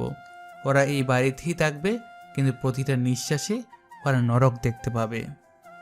পরের দিন ভোর হওয়ার আগে অয়ন রাহুলকে লাথি মেরে ঘুম থেকে জাগিয়ে তোলে। তার হাতে ধরিয়ে দেয় একটা বালতি আর মোছার কাপড়। অয়ন রাহুলকে বাধ্য করে সারা বাড়ির মেঝে জিভ দিয়ে পরিষ্কার করার মতো অবস্থায় নিয়ে যেতে। নীলা তখন রান্নাঘরে ধোয়ায় কাশি দিচ্ছিল আর থালা বাসন মাজছিল। অয়নের চোখের সামনে তাদের এই রকম করুণ অবস্থা দেখেও তার মন একটুও গলল না। প্রতিশোধের আগুন তাকে এতটাই কঠোর করে তুলেছে যে সে এখন মায়ার অতীত। টানা কয়েকদিনের অমানসিক পরিশ্রম আর লাঞ্ছনায় নীলার শরীরের সাথে সাথে মনের দম্ভ ভেঙে চুরমার হয়ে গিয়েছে। যে মেয়েটি একসময় আয়নার সামনে দাঁড়িয়ে নিজের রূপ আর আভিজাত্যর অহংকার করত, সেই নীলা এখন রান্নাঘরের কালি ঝুলি মাখা এক সাধারণ দাসী। সারা রাত গরমে ছটফট করা আর সারাদিন অনুর হুকুম পালন করতে করতে সে বুঝতে পেরেছে যে মানুষের ওপর অন্যায় করার পরিণাম কতটা ভয়াবহ হতে পারে। অহংকার যে সত্যি পতনের মূল, সেই চরম শিক্ষা সে এখন হাড়ে হাড়ে টের পাচ্ছে। অয়ন ভাইয়া, আমাকে ক্ষমা করে দাও। আমি বুঝতে পেরেছি আমি কতটা নিচ্ছিলাম। অহংকার আমার চোখ বন্ধ করে দিয়েছিল। আমি আর সহ্য করতে পারছি না। তুমি যা শাস্তি দিবে আমি মেনে নেব। শুধু একবার বলে দাও তুমি আমাকে মাফ করেছো। ক্ষমা? ক্ষমা শব্দটা তোর মুখে মানায় না নীলা। তুই যখন অনুকে সবার সামনে অপমান করছিলি তখন তোর অহংকার কোথায় ছিল? তুই কি একবারও ভেবেছিলি যে সেই মেয়েটার মনে কতটা আঘাত লাগছে? আজ তুই কষ্টে আছিস বলে তোর ভুল মনে পড়েছে, কিন্তু যেদিন তোর রাজপ্রাসাদে ছিলি সেদিন তুই এই ভুলটা মনে পড়েনি। বিশ্বাস করো ভাইয়া, আমি সত্যি অনুতপ্ত। আমি এখন বুঝতে পারছি গরিব আর অসহায় হওয়া কতটা কষ্টে। তুমি আমাদের মারো, কাটো, যা ইচ্ছা করো, কিন্তু এই ঘৃণা নিয়ে তাকিয়ে থেকো না। আমি আর এই মানসিক চাপ সইতে পারছি না। আমি আমার সব ভুল স্বীকার করছি। নীলায়নের পা জড়িয়ে ধরে ডুকরে কাঁদতে থাকে। তার কান্নায় কোনো অভিনয় ছিল না, ছিল একরাশ অপরাধবোধ। কিন্তু অয়ন তার পা সরিয়ে নেয়। তার চোখের দৃষ্টি এখনো বরফের মতো শীতল। অয়ন নিচু হয়ে নীলার চিবুক ধরে তার চোখের দিকে তাকালো। সেই চোখে মায়ের লেশমাত্র নেই, আছে কেবল এক ভয়ঙ্কর প্রতিশোধের আগুন। মাফ করা তো অনেক দূরের কথা নীলা। আমি তো এখনও তোদের উপর আমার আসল প্রতিশোধ শুরুই করিনি। তোদেরই অল্প কদিনের চোখের জল আমার সেই দীর্ঘ কয়েক বছরের রক্তাশ্রুর সমান হতে পারে না। তুই ভুল বুঝতে পেরেছিস, এতে আমার কোনো লাভ নেই। আমার শান্তি তখন হবে যখন তোরা প্রতিটা মুহূর্তে মৃত্যুকে প্রার্থনা করবি, কিন্তু মৃত্যু তোদের কাছে আসবে না। ভাইয়া, ও তো নিজের ভুল বুঝতে পেরেছে। এবার কি একটু শান্ত হওয়া যায় না? ও যেভাবে কাঁদছে আমার কেন যেন একটু মায়া লাগছে। মায়া? অনু, তুই কি ভুলে গেছিস ওরা তোকে কলেজে কি বলেছিল? তুই কি ভুলে গেছিস বৃষ্টি সেই রাত্রের কথা? নীলা, তুই যে ক্ষমা চাইছিস এটা তোর হৃদয়ের পরিবর্তন নয়, এটা তোর পরিস্থিতির চাপ। তোদের মতো মানুষদের কোনোদিনও পরিবর্তন হয় না। কাল সকাল থেকে তোর কাজের পরিমাণ আরও বাড়বে। যা, এখন গিয়ে অনুর পা টিপে দে। এটাই তোর আজকের রাতের শেষ কাজ। নীলা মাথা নিচু করে কাঁদতে কাঁদতে ঘর থেকে বেরিয়ে যায়। তার শরীর আর চলছে না, কিন্তু অয়নের হুকুম অমান্য করার সাহসও তার নেই। অয়ন জানালার বাইরে অন্ধকারের দিকে তাকিয়ে রইল। তার মনে হচ্ছে এই প্রতিশোধের খেলায় সে নিজেও হয়তো কোথাও হারিয়ে যাচ্ছে, কিন্তু তার ভেতরে সেই অপমানিত কিশোর অয়ন তাকে থামতে দিচ্ছে না। রাহুল তখন বারান্দার এক কোণে বসে অয়নের দিকে ভয়ার্ত চোখে তাকিয়েছিল। সে জানে নীলার এই ক্ষমা চাওয়ায় অয়নের মন গলেনি, বরং আগুনের শিখা আরও তীব্র হয়েছে। অয়নের ঘর থেকে চূড়ান্ত অপমানিত হয়ে নীলা যখন নিজের ঘরের দিকে যাচ্ছিল, তখন তার দু চোখ বেয়ে কেবল লোনা জল ঝরছিল। তার সারা শরীর ক্লান্তিতে ভেঙে আসছে। অয়নের বাবার ঘরের সামনে দিয়ে যাওয়ার সময় সে হঠাৎ ভেতরের কান্নার শব্দ শুনে থমকে দাঁড়ালো। দরজাটা সামান্য ফাঁক করা ছিল। সে উকি দিয়ে দেখল অয়নের বাবা অয়নের মায়ের একটা পুরনো ছবির দিকে তাকিয়ে অঝরে কাঁদছেন আর বিড়বিড় করে কিছু বলছেন। নীলার পা যেন মেঝেতে গেঁথে গেল যখন সে অয়নের বাবার কথাগুলো শুনতে পেল। চুপ করে নীলা, ক্ষমা করে দিও অয়ন। এখন বুঝতে পারছি কেন তোমাকে এইভাবে ওই চোর রাঘব সাজিয়ে বাড়ি গোয়ালরা থেকে আমার বের পেছনে করে না লেগেছিল। দিলে সেদিন আমি তোমাকে আমি কেবল বাঁচাতে একজন পারতাম না। ব্যবসায়ী নয়, আমি তাদের তোমার ক্ষমতার সৎ মা প্রতি রাহুল- সবথেকে বড় কাঠা। রাহুলের বাবা যে মা পরিকল্পনা আমাকে করেছিল বাঁচানোর জন্য তাতে তারা এই তোমাকে পরিচয় পুলিশে গোপন দিয়ে রাখতে চিরতরে চেয়েছিলেন। জেল খাটাতে চেয়েছিল। এমনকি তোমাকে সরিয়ে দেওয়ার ছকও তারা কষেছিল। তোমাকে আমার চোখের বিষ সাজিয়ে বাড়ি থেকে না তাড়ালে ওরা তোমাকে শান্তিতে থাকতে দিত না। তোমাকে রক্ষা করার আমার আর কোনো পথ সেদিন আমার জানা ছিল না বাবা। নীলার মনে হলো তার মাথায় যেন আকাশ ভেঙে পড়ল। সে তো জানতো অয়নকে শুধু চুরির অপবাদ দেওয়া হয়েছিল, কিন্তু এর পেছনে যে অয়নের বাবার এক নীরব আত্মত্যাগ ছিল তা সে কল্পনাও করতে পারেনি। তার মানে অয়নের বাবা আসলে অয়নকে ঘৃণা করতেন না, বরং প্রচণ্ড ভালোবাসতেন বলেই তাকে সেই নরক থেকে দূরে পাঠিয়েছিলেন। নীলা বুঝতে পারল এই সত্যটি অয়ন জানে না। অয়ন তার বাবাকে ঘৃণা করছে একটা ভুল ধারণার উপর ভিত্তি করে।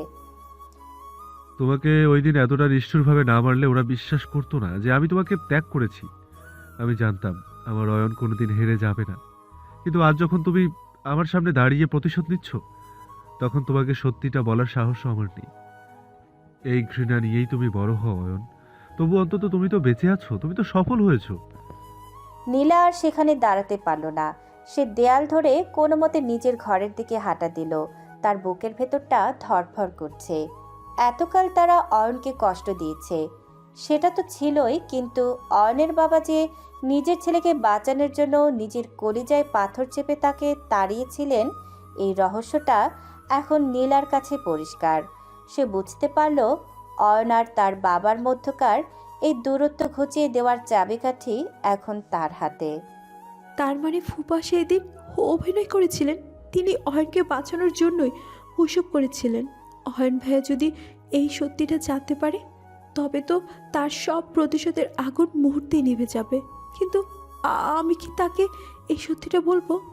অয়ন ভাইয়া তো এখন ক্রোধে অন্ধ হয়ে আছেন। নীলা সারা রাত ঘুমাতে পারল না। তার চোখের সামনে বারবার অয়নের বাবার সেই করুণ মুখটা ভেসে উঠছিল। সে ভাবছিল রাহুল আর তার বাবা যে কতটা ভয়ঙ্কর ছিল তা ফুপা আগে থেকেই জানতেন। নীলা এখন এক বিশাল দোটানায় পড়ে গেল। একদিকে অয়নের অমানসিক অত্যাচার থেকে বাঁচার পথ, অন্যদিকে এই ভয়ঙ্কর গোপন সত্য। সে কি পারবে অয়নকে এই পাহাড়সম সত্যর মুখোমুখি করতে, নাকি অয়নের ঘৃণা আর প্রতিশোধের খেলায় আরও রক্তক্ষরণ হবে? অয়নের বাবার ঘরের সামনে শোনা সেই কথাগুলো নীলার রাতের ঘুম কেড়ে নিয়েছে। সে কিছুতেই মেলাতে পারছে না একজন বাবা কিভাবে নিজের সন্তানকে বাঁচানোর জন্য তাকে চোর সাজিয়ে মারধর করে বাড়ি থেকে বের করে দিতে পারেন। নীলা সিদ্ধান্ত নেয় সে এই রহস্যর শেষ দেখে ছাড়বে। সে গোপনে অয়নের ছোটবেলার কিছু পুরনো ডায়েরি আর আলমারির পেছনে লুকিয়ে রাখা কিছু নথিপত্র ঘাটাঘাটি করতে শুরু করে। সে জানার চেষ্টা করে অয়ন এই শূন্য থেকে কিভাবে শীর্ষে পৌঁছালো এবং কেন সেদিন অয়নের বাবা তাকে অতটা নিষ্ঠুরভাবে আঘাত করেছিলেন। ফুপু আর আব্বু মিলে অয়ন ভাইয়াকে সরিয়ে দেওয়ার ছক কষেছিল। ফুপা কি তবে অয়ন ভাইয়াকে এক প্রকার জীবনদান করেছিলেন সেদিন? অথচ অয়ন ভাইয়া ভাবছে তার বাবাই তার জীবনের সব থেকে বড় শত্রু। অয়ন ভাইয়া তো রাগের মাথায় ফুপাকে তিলে তিলে শেষ করে দিচ্ছে। নীলা যখন অয়নের বাবার পুরনো ট্যাঙ্কটা খোলার চেষ্টা করছিল, ঠিক তখনই অনু সেখানে উপস্থিত হয়। অনুর চোখে মুখে তখন সন্দেহের ছাপ স্পষ্ট। সে বেশ কিছুদিন ধরেই লক্ষ্য করছে নীলা বাড়ির কাজ ফেলে অয়ন আর তার বাবার অতীত নিয়ে বেশি কৌতূহল দেখাচ্ছে। অনু মনে করছে নীলা হয়তো তাদের পরিবারের কোনো গোপন নথিপত্র চুরি করে অয়নের কোনো বড় ক্ষতি করার পরিকল্পনা করছে। তুমি এখানে কি করছো নীলা? তোমাদের তো এখন রান্নাঘরে থাকার কথা। ভাইয়ার ঘরে বা আব্বুর এই পুরনো জিনিসের কাছে তোমাকে আমি বারবার কেন দেখছি? তুমি কি ভাবছো আমাদের বড় কোনো ক্ষতি করে আবার আগের মতো রাজত্ব ফিরে পাবে? না না অনু, তুমি ভুল বুঝছো। আমি কোনো ক্ষতি করার চেষ্টা করছি না। আমি শুধু কিছু একটা নিশ্চিত হতে চাইছি। বিশ্বাস করো, আমি এখন আর সেই পুরনো নীলা নেই। আমি শুধু সত্যিটা জানার চেষ্টা করছি। আমি তোমার কোনো কথা বিশ্বাস করি না। তোমাদের রক্তেই বেইমানি মিশে আছে। তুমি যদি এখনই এখান থেকে না যাও এবং সত্যিটা না বলো, তবে আমি ভাইয়াকে ডাকতে বাধ্য হব। তুমি জানো তো ভাইয়া রেগে গেলে তোমার অবস্থা কি হবে? বলো, আমি কি খুঁজবো? অনু নীলার হাত শক্ত করে চেপে ধরে। নীলা প্রথমে কথাটি এড়িয়ে যাওয়ার চেষ্টা করলেও অনুর কঠোর দৃষ্টি আর অয়নের শাস্তির ভয়ে সে ভেঙে পড়ে। সে বুঝতে পারে এই সত্যটি কেবল তার একার পক্ষে বয়ে বেড়ানো সম্ভব নয়। নীলা অনুর চোখের দিকে তাকিয়ে গভীর দীর্ঘশ্বাস ফেলে কথা বলা শুরু করে। অনু, তোমরা তোমাদের আব্বুকে যতটা ঘৃণা করছো, তিনি আসলে তার যোগ্য নন। আমি নিজের কানে ফুপাকে বলতে শুনেছি, সেই দিন তিনি ইচ্ছে করে তোমাদের বাড়ি থেকে বের করে দেয়নি। তোমাদের আব্বু তোমাদের জীবন বাঁচানোর জন্য সেই দিন ওই নিষ্ঠুর অভিনয়টা করেছিলেন। আমার আব্বু আর তোমার সৎমা মানে আমার ফুপি অয়ন ভাইয়াকে জেল খাটানো বা অন্য কোনো বড় ক্ষতি করার ষড়যন্ত্র করছিল। ফুপা বুঝতে পেরেছিলেন তোমাদের এই বাড়িতে রাখা নিরাপদ নয়। তুমি সব কি বলছো নীলা? তুমি মিথ্যে বলে আমাদের বিভ্রান্ত করার চেষ্টা করছো। আব্বু আমাদের নিজের হাতে মেরে বের করে দিয়েছিল। আমি তো নিজের চোখে দেখেছি। তিনি আমাদের বিশ্বাস করেননি। বিশ্বাস করেননি নাকি বিশ্বাস করার নাটক করেছিলেন? সেটা একবার ভেবে দেখো অনু। একজন বাবা কি পারেন নিজের সন্তানকে বিনা কারণে ওভাবে মারতে? ফুপা জানতেন অয়ন ভাইয়া বাহিরে গেলে অন্তত বেঁচে থাকবে, কিন্তু ওই বাড়িতে থাকলে আমার আব্বু তাকে শেষ করে দিত। ফুপা নিজের বুকে পাথর চাপা দিয়ে তোমাদের তাড়িয়েছিলেন যেন তোমরা রক্ষা পাও। ফুপা আজও নিভৃতে তোমাদের জন্য কাঁদেন। নীলার কথাগুলো শুনে অনুর পায়ের তলার মাটি যেন সরে যাচ্ছে। সে স্তম্ভিত হয়ে নীলার দিকে তাকিয়ে থাকে। অনুর চোখের কোণে জল জমে ওঠে। সে ভাবছে, যদি নীলার কথা সত্যি হয় তবে অয়ন ভাইয়া এতকাল যে ঘৃণার পাহাড় তৈরি করেছে তার কি হবে? অয়ন তো তার আব্বুকে তিলে তিলে মারছে। অনু বুঝতে পারে এই সত্যটি পুরো পরিস্থিতি পাল্টে দিতে পারে, কিন্তু অয়ন কি এই কথা বিশ্বাস করবে? অনুর মনের ভেতর এখন এক বিশাল ঝড় বয়ে যাচ্ছে। নীলার কথাগুলো শোনার পর সে নিজের চোখের পানি আর ধরে রাখতে পারছে না। সে এক মুহূর্তের জন্য অয়নের সেই কঠিন মুখটার কথা ভাবল, যে প্রতিটা মুহূর্ত তাদের আব্বুর ওপর মানসিক অত্যাচার চালাচ্ছে। অয়ন এখন যে অবস্থানে আছে সেখান থেকে সে কেবল ধ্বংসই দেখতে পাচ্ছে, কিন্তু এই ধ্বংসের পেছনে যে এক করুণ আত্মত্যাগ লুকিয়ে আছে তা অয়নকে বিশ্বাস করানোর প্রায় অসম্ভব। নীলা, তুমি যা বলছো তা যদি সত্যি হয় তবে তো আমরা আব্বুর সাথে অনেক বড় অন্যায় করছি। কিন্তু ভাইয়া তো কোনোভাবেই এটা বিশ্বাস করবে না। ও এখন প্রতিশোধের আগুনে জ্বলছে। ভাইয়াকে কিভাবে বিশ্বাস করাবো যে বাবা নির্দোষ? ও তো তোমার কোনো কথাই শুনবে না। আমি জানি অনু, অয়ন ভাই আমাকে ঘৃণা করে, তাই শুধু মুখের কথায় কাজ হবে না। আগে আমাদের এই ঘটনার গভীরে যেতে হবে এবং আসল সত্যটা বের করতে হবে। সেই দিন ঠিক কী ঘটেছিল, কারা ষড়যন্ত্র করেছিল, সব কিছু প্রমাণসহ জোগাড় করতে হবে। আমাদের হাতে যদি প্রমাণ থাকে তবে ভাইয়া কেন বিশ্বাস করবে না? সত্যের শক্তি অনেক বেশি অনু। তুমি ঠিক বলেছ, শুধু আবেগ দিয়ে ভাইয়াকে বোঝানো যাবে না। কিন্তু আমরা শুরু করব কোথা থেকে? সেদিনকার সেই হারানো টাকার রহস্য আর আব্বুর নীরবতার কারণ আমাদের খুঁজে বের করতেই হবে। আমরা কি তবে দুজন মিলেই সত্যিটা খুঁজে বের করার চেষ্টা করব? হ্যাঁ অনু, এটাই একমাত্র পথ। আমাদের ইনভেস্টিগেশন শুরু করতে হবে এই বাড়ি থেকে। ফুপু আর আমার আব্বুর গতিবিধির উপর নজর রাখতে হবে। ফুপার পুরনো কোনো ডায়েরি বা চিঠিপত্র থাকলে সেগুলো খুঁজতে হবে। অয়ন ভাইয়া যাতে কিচ্ছু বুঝতে না পারে সেইভাবেই আমাদের এগোতে হবে।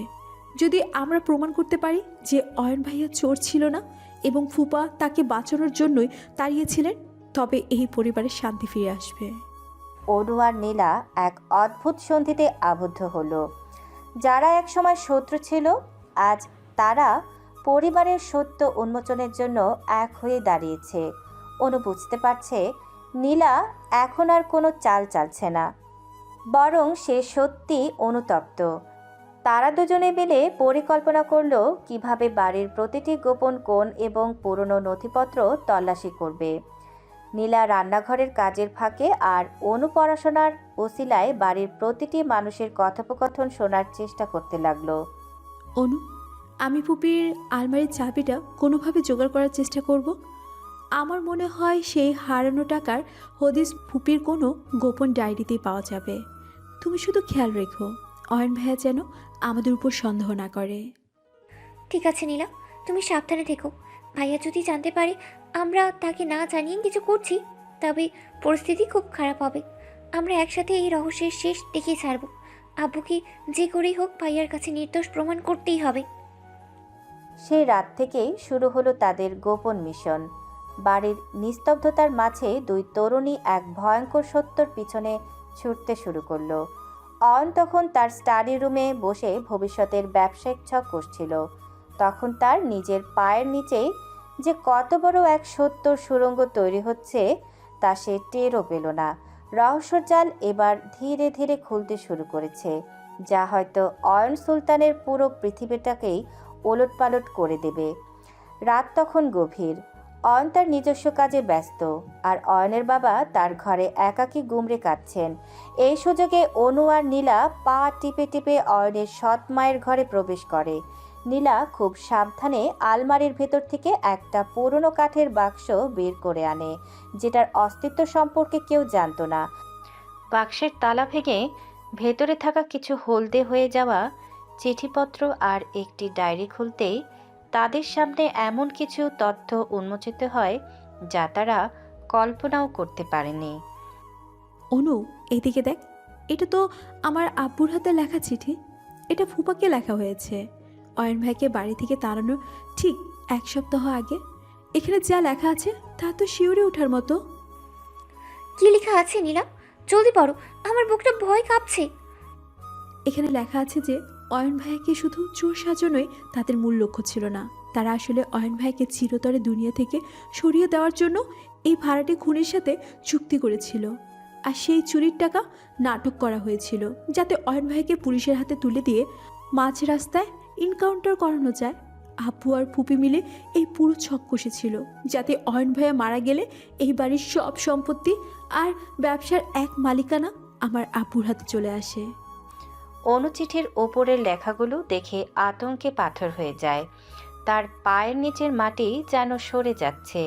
সে বুঝতে পারে তাদের বাবা সেদিন কেন অতটা নিষ্ঠুর হয়ে অয়নকে পিটিয়ে বাড়ি থেকে বের করে দিয়েছিলেন। বাবা আসলে সেই ভাড়াটে খুনির হাত থেকে অয়নকে বাঁচানোর জন্যই তাকে পুলিশের হাতে না দিয়ে নিজের হাতে শাসন করে ঘর থেকে তাড়িয়ে দিয়েছিলেন, যাতে খুনিরা ভাবুক অয়ন নিপাত্তা হয়ে গেছে।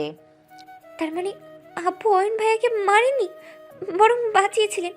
তিনি জানতেন বাড়িতে থাকলে ভাইয়াকে ওরা বিষ দিয়ে বা অন্যভাবে মেরে ফেলবে। তাই তিনি সবার সামনে অয়ন ভাইয়াকে চোর সাজিয়ে ত্যায্য পুত্র করেছিলেন, যাতে ভাইয়া এই শহর ছেড়ে দূরে কোথাও পালিয়ে গিয়ে প্রাণ বাঁচায়। বাবা কত 10 বছর ধরে এই ভয়ঙ্কর সত্যটা একাই বয়ে বেড়াচ্ছেন। অনু, আরও দেখ, এখানে একটা ছোট রেকর্ডারও পাওয়া গেছে। এটা সম্ভবত ফুপু রেকর্ড করে রেখেছিলেন আব্বুকে ব্ল্যাকমেল করার জন্য। এখানে পরিষ্কার শোনা যাচ্ছে আব্বু বলছেন যে অয়নের বাবা যদি ছেলেকে না তাড়াতেন তবে তারা ফুপাকেও মেরে ফেলার হুমকি দিয়েছিলেন। ফুপাকে বাধ্য করা হয়েছিল এই ষড়যন্ত্রে সামিল হতে। নীলা আর অনু দুজনেই কান্নায় ভেঙে পড়ে।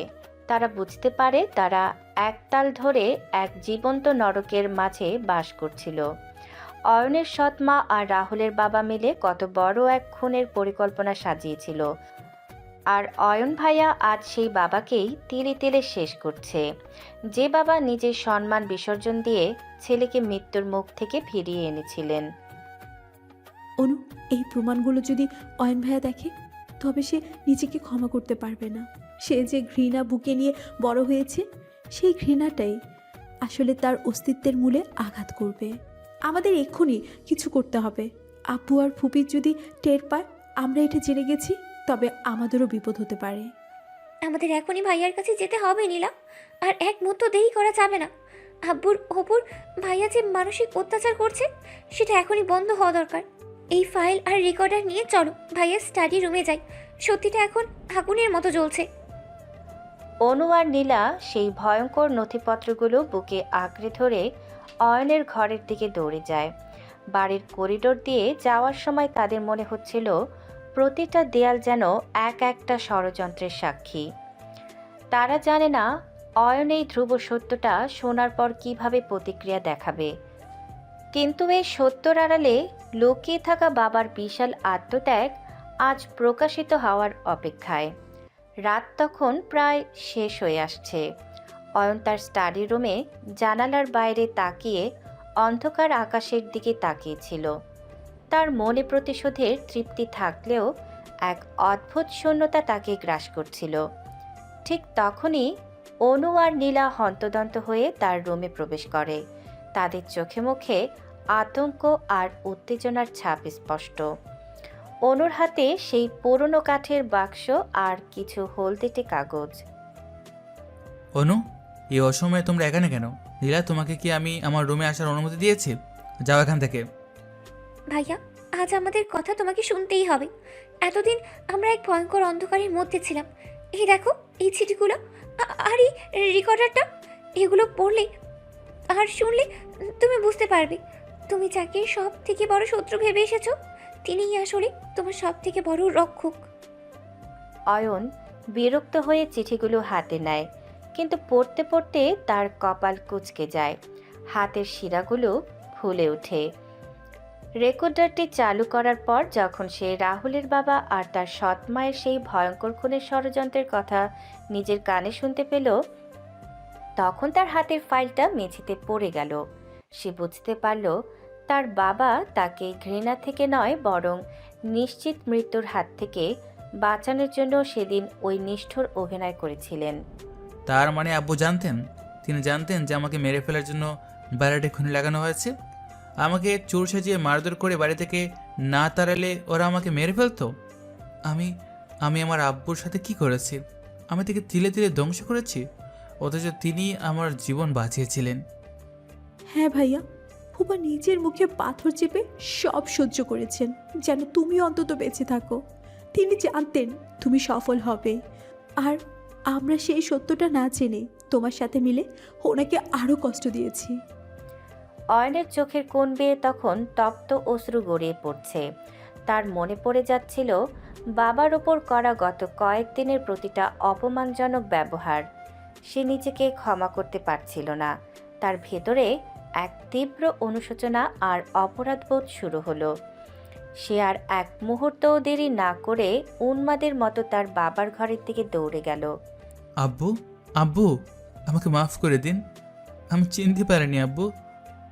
আমি আপনাকে ঘৃণা করেছি, আপনাকে কষ্ট দিয়েছি, কিন্তু আপনি তো আমার জন্য নিজের সব সম্মান বিসর্জন দিয়েছিলেন।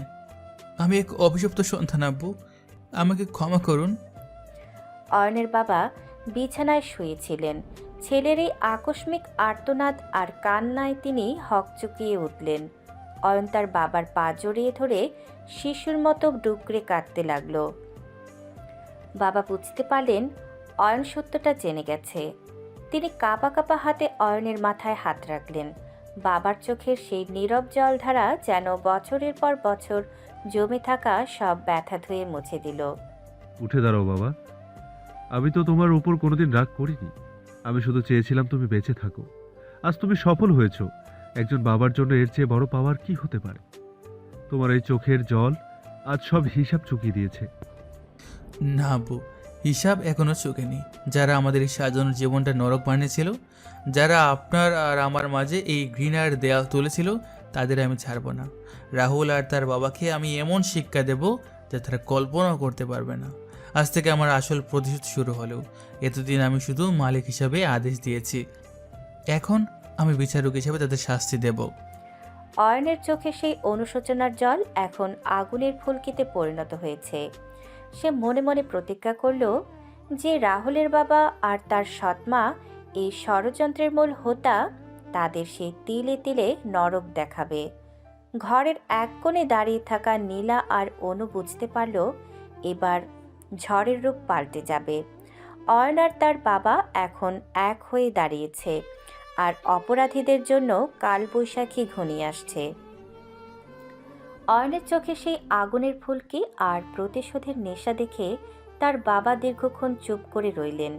অয়ন তখনও তার বাবার পা জড়িয়ে ধরে অপরাধবোধে পড়ছিল, কিন্তু অয়নের বাবার দীর্ঘশ্বাসে এমন এক গাম্ভীর্য ছিল যা অয়নকে মুহূর্তেই স্থির করে দিল।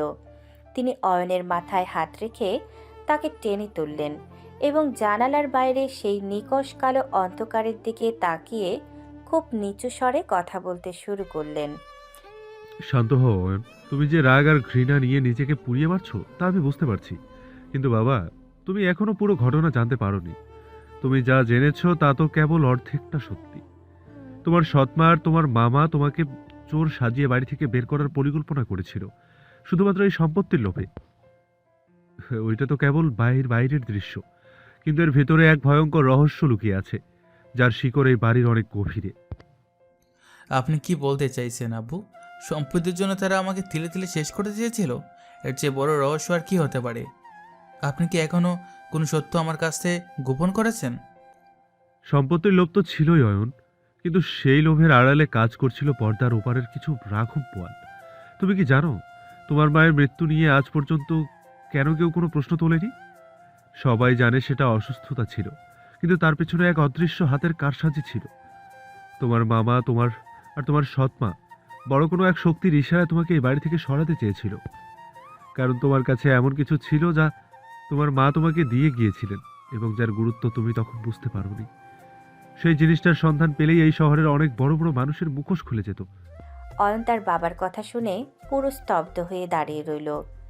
তার মাথার ভেতর যেন হাজারটা প্রশ্ন একসাথে ভিড় করল। তার মায়ের স্বাভাবিক মৃত্যু নিয়ে যে সন্দেহ দানা বাঁধছে তা সে কোনোদিন কল্পনাও করতে পারেনি। তার সামনে দাঁড়িয়ে থাকা বৃদ্ধ বাবা যে এতকাল ধরে কত বড় এক বিভীষিকার সাথে একাকী লড়াই করেছেন তা ভেবে অয়ন শিউরে উঠল। ঘরের ভেতরে এক পিনপতন নীরবতা নেমে এলো। আমি কিছুই বুঝতে পারছি না আব্বু। মা তো অসুস্থ ছিলেন, তবে কি তার সেই অসুস্থতার পেছনে কোনো পরিকল্পনা ছিল? আর আপনি সব জেনেও এই অপরাধীদের সাথে একই ছাদের নিচে 10 বছর ধরেই গড় করছেন। কেন আমাকে এই রহস্যের কথা আগে বলেননি? কারণ তখন তুমি বড্ড ছোট ছিলে অয়ন। ওই রাঘব বোয়ালরা তোমাকে নিঃশ্বাসের সাথে উড়িয়ে দিত।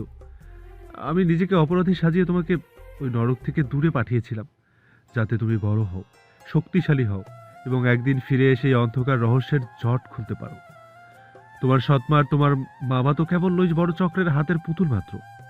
তারা ভেবেছিল তুমি সব ভুলে গিয়েছো, কিন্তু আমি জানতাম তুমি ফিরে আসবেই। অয়ন এখন পাথরের মতো নিথর। তার হাতের মুঠি শক্ত হয়ে এলো।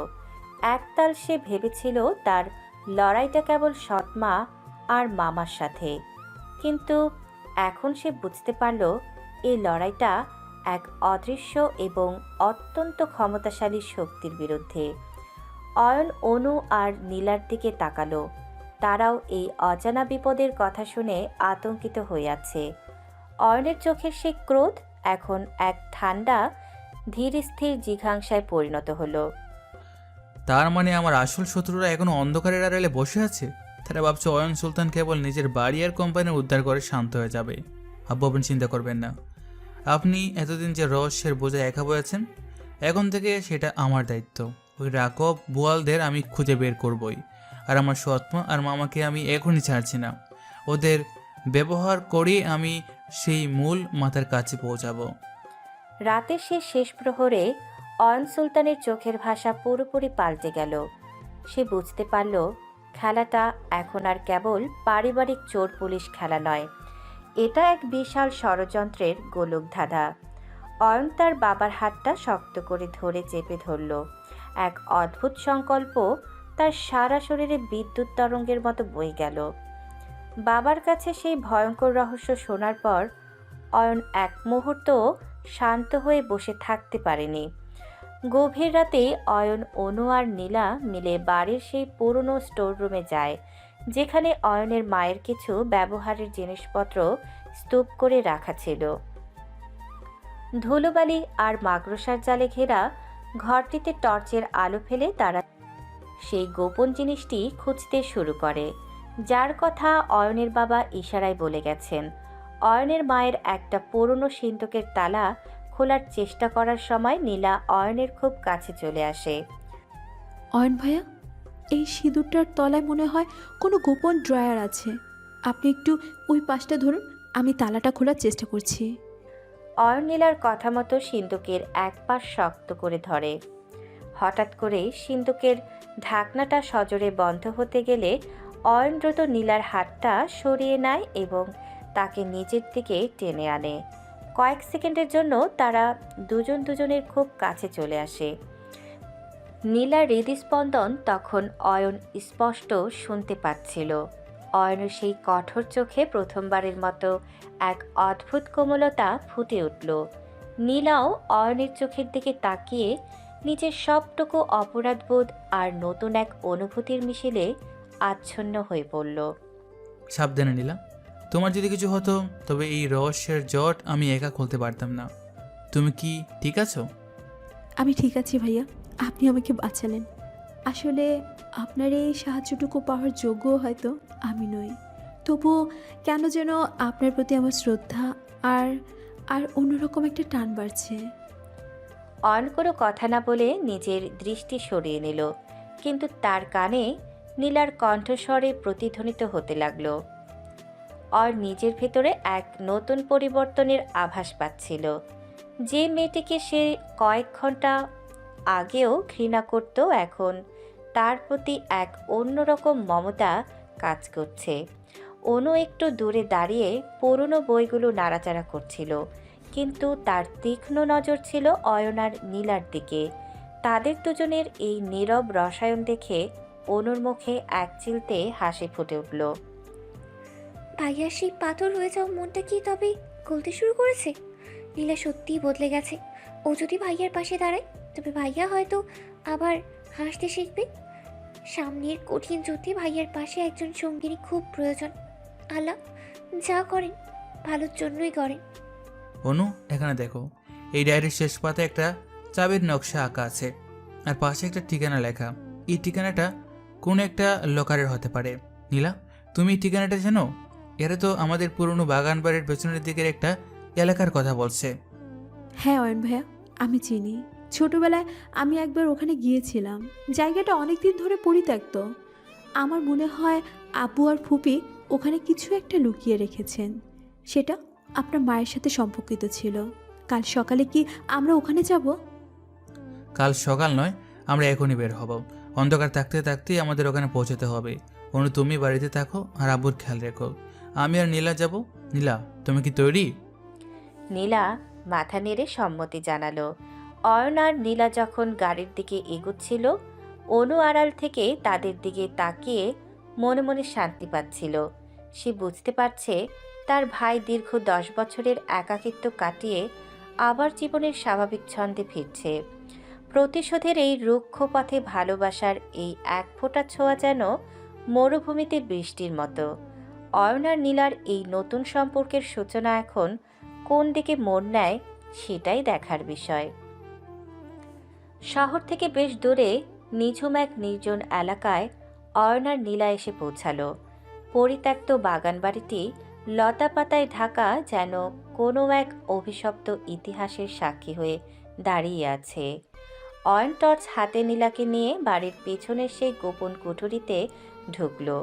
দেয়ালের একটি আলগা ইট সরাতেই বেরিয়ে এলো একটি জংধরা লোহার বাক্স। বাক্সটি খুলে ভেতর থেকে একটি ফাইল আর অয়নের মায়ের একটি ছবি বের করতেই দুজনেরই পায়ের নিচ থেকে মাটি সরে গেল। ফাইলে থাকা নথিপত্র অনুযায়ী অয়নের বাবা আসলে তার জৈবিক বাবা নন, বরং অয়নের মা কোনো এক প্রভাবশালী রাজনৈতিক নেতার পরিবারের একমাত্র উত্তরাধিকারী ছিলেন, যাকে ষড়যন্ত্র করে এই সাধারণ পরিবারে লুকিয়ে রাখা হয়েছিল। অয়ন ভাইয়া, এটা তো অবিশ্বাস্য। তার মানে ফুপা আপনার নিজের বাবা নন, আর আপনি এই দেশের সব থেকে ক্ষমতাশালী রাজপরিবারের বংশধর। এই তথ্য যদি ফাঁস হয় তবে পুরো দেশের শাসন ব্যবস্থা কেঁপে উঠবে। আপনার মা এই সত্যটা জানতেন বলে তাকে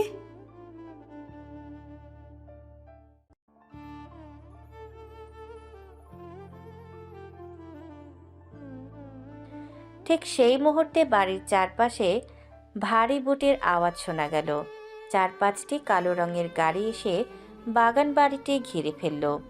হাতে স্বয়ংক্রিয় অস্ত্র নিয়ে একদল মুখোশধারী লোক কুঠুরির প্রবেশপথে এসে দাঁড়ালো। নীলা আতঙ্কে অয়নের হাত শক্ত করে চেপে ধরল, কিন্তু অয়নের চেহারায় কোনো ভয়ের চিহ্ন নেই, বরং তার চোখে মুখে ফুটে উঠল এক চরম অবজ্ঞা আর রাজকীয় অ্যাটিটিউড। সে খুব শান্তভাবে ফাইলের কাজগুলো পকেটে রাখল। ফাইলটা আমাদের হাতে তুলে দাও অয়ন সুলতান। তুমি ব্যবসায়ী হিসেবে অনেক উপরে উঠেছ, কিন্তু এই সত্য হজম করার ক্ষমতা তোমার নেই। তোমার মায়ের মতো পরিণতি চাইলে আমাদের বাধা দাও। ফাইলটা নিতে হলে অনেক দূর আসতে হবে তোমাদের। তোমরা হয়তো বলে গেছো আমি এখন সেই 10 বছরের অসহায় ছেলেটি নই যাকে চোর সাজিয়ে বের করে দেওয়া হয়েছিল। আমি অয়ন সুলতান। আমি যেখানে দাঁড়িয়ে কথা বলি সেখানে সূর্যের আলো ঢোকার আগেও আমার অনুমতি নিতে হয়। ভাইয়া, ওরা সশস্ত্র। আপনি ওদের সাথে এভাবে কথা বলছেন কেন? আমাদের প্রাণের সংশয় হতে পারে। ভয় পেও না নীলা, শিয়ালের পাল কখনো সিংহকে ভয় দেখাতে পারে না। শোনো, তোমরা যারা তোমাদের পাঠিয়েছে তাদের গিয়ে বলো অয়ন সুলতান এখন তার শেকড় খুঁজে পেয়েছে। তোমরা যদি একটা গুলি চালাও তবে আগামী 24 ঘন্টার মধ্যে তোমাদের মালিকের পুরো সাম্রাজ্য আমি ছাই করে দেব। আমার ব্যাকআপ টিম এখনই এই পুরো এলাকা ড্রোন দিয়ে মনিটর করছে। এক কদম এগুলে তোমরা আর সূর্যের মুখও দেখতে পাবে না। অয়নের গলার স্বর এতটাই গম্ভীর আর আত্মবিশ্বাসী ছিল যে অস্ত্রধারী লোকগুলো থমকে গেল। অয়ন পকেট থেকে একটি রিমোট বের করে একটি বাটন টিপতেই পুরো বাগান বাড়ি ঘিরে লেজার লাইট জ্বলে উঠল। বাইরে হেলিকপ্টারের শব্দ শোনা যেতে লাগলো। আসলে অয়ন আগে থেকেই সব প্রস্তুতি নিয়ে এসেছিল। অয়ন নীলার হাত ধরে খুব রাজকীয় ভঙ্গিতে তাদের মাঝখান দিয়ে হেঁটে বেরিয়ে গেল। কেউ তাকে আটকানোর সাহস পেল না। অয়নের এই রূপ দেখে নীলা মুগ্ধ হয়ে তাকিয়ে রইল। সে বুঝতে পারল অয়ন শুধু ধনী নয়, সে অজেয়।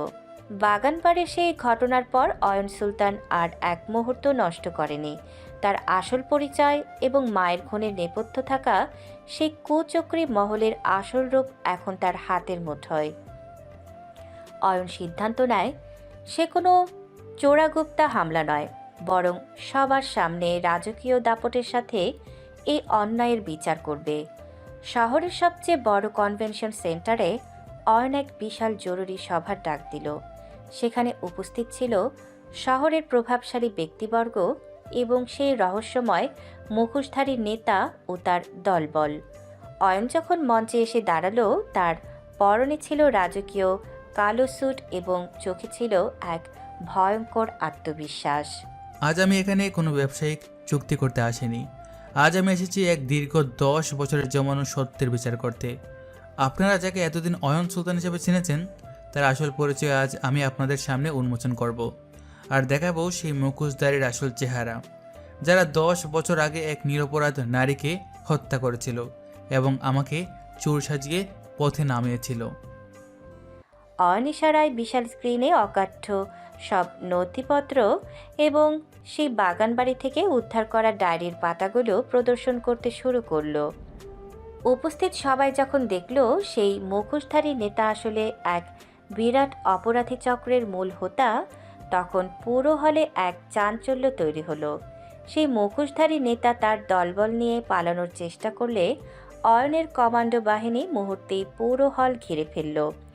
অয়ন মঞ্চ থেকে নেমে ধীর পায়ে সেই মুখোশধারীর সামনে গিয়ে দাঁড়ালো। অয়ন, তুমি অনেক বড় ভুল করছো। এই মুখোশের আড়ালে কে আছে তুমি জানো না? আমাদের সাথে শত্রুতা করলে তুমি শান্তিতে থাকতে পারবে না।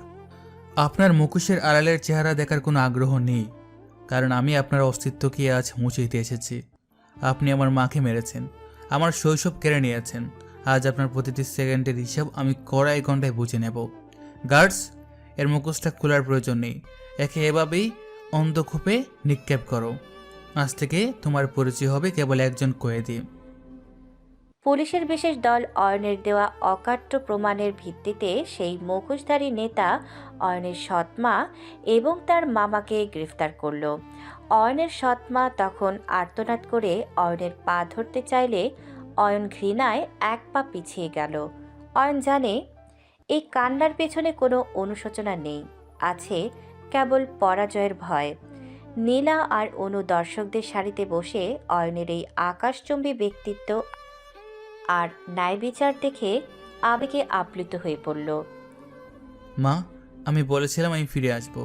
আমি তোমার খুনিদের বিচার করেছি। আজ থেকে এই শহরে আর কোনো প্রভাবশালী শক্তির অন্যায় সহ্য করা হবে না, কারণ তাদের মনে রাখতে হবে অয়ন সুলতান এখন আর কোনো অসহায় ছেলে নয়, সে এখন এই শহরের ন্যায় বিচারের রক্ষক। অয়ন যখন হল থেকে বেরিয়ে আসছিল তখন তার চেহারায় এক অদ্ভুত প্রশান্তি।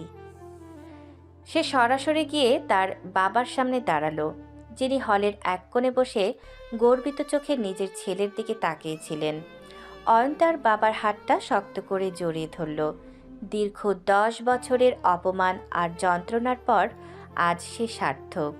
অয়নের এই দৃঢ় ব্যক্তিত্ব আর অন্যায়ের বিরুদ্ধে লড়াইয়ের গল্প শহরের ইতিহাসে এক নতুন অধ্যায়ের তৈরি করল। বিচারের সেই ঝড়ো রাত শেষ হয়ে ভোরের আলো ফুটে উঠেছে, কিন্তু অয়নের বাড়ির অন্দরমহলের আকাশটা এখনো মেঘলা। পুলিশ আসার আগে অয়ন তার সৎমা মামা রাহুল এবং নীলাকে ড্রয়িং রুমে শেষবারের মতো জড়ো হওয়ার নির্দেশ দিয়েছিল। সেই জাঁকজমকপূর্ণ ড্রয়িং রুমে আজ যেন এক আদালতের কাঠগড়া। অয়ন আর অনু সোফায় বসে আছে, আর তাদের সামনে মেঝের ওপর অপরাধীর মতো বসে আছে সেই 4 জন মানুষ যারা একসময় এই বাড়িতে রাজত্ব করত। অয়নের বাবা এক কোণে দাঁড়িয়ে জানালার বাইরে তাকিয়ে আছেন, তার চোখে জল। অয়ন বাবা, আমি জানি আমি ক্ষমা পাওয়ার যোগ্য নয়। সম্পত্তির লোভে পড়ে আমি অন্ধ হয়ে গিয়েছিলাম। তোর মায়ের সাথে যা হয়েছে তাতে আমার হাত থাকলেও আমি ওই মুখোশধারী লোকটার ভয়ে মুখ খুলতে পারিনি। আমি তোকে অনেক কষ্ট দিয়েছি বাবা। আজ যখন নিজের পতন চোখের সামনে দেখছি, তখন বুঝতে পারছি টাকার চেয়ে রক্ত অনেক বড়। আমাকে তুই পুলিশে দিস না বাবা, আমি এই বয়সে জেল খাটতে পারবো না। ভাগ্নে, আমাকে তুমি যে শাস্তি দেবে আমি মাথা পেতে নেব। আমি রাহুলকে শিখিয়েছিলাম কিভাবে জালিয়াতি করতে হয়। আমি ভেবেছিলাম অয়নকে সরিয়ে দিলেই পুরো ব্যবসা আমার হবে, কিন্তু আজ তোর এই বিশালত্ব দেখে আমি লজ্জিত। তুই শুধু টাকায় বড় হোসনি, তুই মনের দিক থেকেও আমাদের অনেক উপরে। আমাকে তুই যদি একবেলা জেলের ভাত খাওয়াতে চাস, আমি তাতেও রাজি। শুধু এই গ্লানি নিয়ে বাঁচতে পারছি না। অয়নের সৎমা আর মামার কান্নায় ড্রয়িং রুমের বাতাস ভারী হয়ে উঠল। অয়ন নির্বাক হয়ে তাদের দিকে তাকিয়ে রইল। তার চোখে কোনো ক্রোধ নেই, আছে কেবল এক গভীর শূন্যতা। ঠিক তখনই রাহুল অয়নের পায়ের কাছে লুটিয়ে পড়ল। রাহুলের সেই দম্ভ, সেই দামি পোশাক আর অহংকারী কণ্ঠস্বর আজ কোথায় যেন হারিয়ে গেছে। সে অয়নের পা জাপটে ধরে হাউমাউ করে কাঁদতে লাগলো। ভাইয়া, আমাকে একটা সুযোগ দাও। আমি কলেজে তোমাকে যতবার অপমান করেছি, যতবার তোমাকে দিয়ে নিচু কাজ করিয়েছি, তার প্রতিটি মুহূর্ত আজ আমাকে দংশন করছে। আমি তোমার যোগ্য ভাই হতে পারিনি। আমি তো ছোট থেকেই তোমাকে হিংসা করতাম, কারণ তুমি সব কাজে সেরা ছিলে। সেই হিংসায় আমাকে আজ এই পথে নিয়ে এসেছে। তুমি আমাকে মেরো না ভাইয়া, আমাকে তোমার পায়ের কাছে গোলাম বানিয়ে রেখে দাও, তাও ভালো। এই অনুশোচনা আমাকে মেরে ফেলছে। অয়ন ভাইয়া, আমি নীলা, আমি তো তোমার বোন হতে পারতাম, কিন্তু আমি হয়েছিলাম তোমার শত্রু। কলেজে অনুর গায়ে হাত তোলা থেকে শুরু করে তোমাকে চোর সাজানো, সব অপরাধের ভাগিদার আমি। কিন্তু আজ যখন আমি সত্যিটা জানলাম, যখন দেখলাম তুমি আর অনু কতটা কষ্ট করে এই পর্যায়ে এসেছো, তখন আমার নিজের প্রতি ঘৃণা হচ্ছে। তুমি আমাদের এই বাড়ি থেকে বের করে দিল, আমাদের কোনো অভিযোগ নেই। আমরা শুধু তোমার ক্ষমাটুকুই নিয়ে যেতে চাই। অনু, তুই কি পারবি তোর এই অভাগা বোনকে মাফ করতে? নীলার কথা শুনে অনু আর স্থির থাকতে পারল না। সে সোফা থেকে উঠে গিয়ে নীলাকে জড়িয়ে ধরল। 2 বোনের কান্নায় পুরো ঘর নিস্তব্ধ হয়ে গেল। অনু বুঝতে পারছিল নীলা সত্যিই বদলে গেছে। অয়ন তখন ধীর পায়ে উঠে তার বাবার সামনে গিয়ে দাঁড়ালো। অয়নের বাবার চোখে আজ মুক্তির আনন্দ। তিনি জানতেন এই দিনটি আসবে। মা, মামা, রাহুল, তোমরা ক্ষমা চাইছো কারণ আজ তোমরা হেরে গেছো। যদি আজ আমি সফল না হতাম, তবে কি তোমরা এই অনুশোচনা করতে? হয়তো না। তবুও আমি অয়ন সুলতান প্রতিহিংসায় বিশ্বাসী নই। আমি আমার মায়ের কাছে শিখেছিলাম প্রতিশোধের চেয়ে ক্ষমা অনেক বেশি শক্তিশালী। আমি তোমাদের পুলিশে দেব না, কিন্তু তোমরা এই বাড়িতে আর মালিক হিসাবে থাকতে পারবে না। তবে কি তুমি আমাদের তাড়িয়ে দেবে অয়ন? আমাদের তো যাওয়ার কোনো জায়গা নেই। না, আমি তোমাদের তাড়িয়ে দেব না। আমি তোমাদের জন্য শহরের এক কোণে ছোটো একটি থাকার জায়গা আর ডাল ভাতের সংস্থান করে দেব। তোমরা সেখানে থাকবে এবং সাধারণ মানুষের মতো জীবন কাটাবে, পরিশ্রম করে খেতে শিখবে।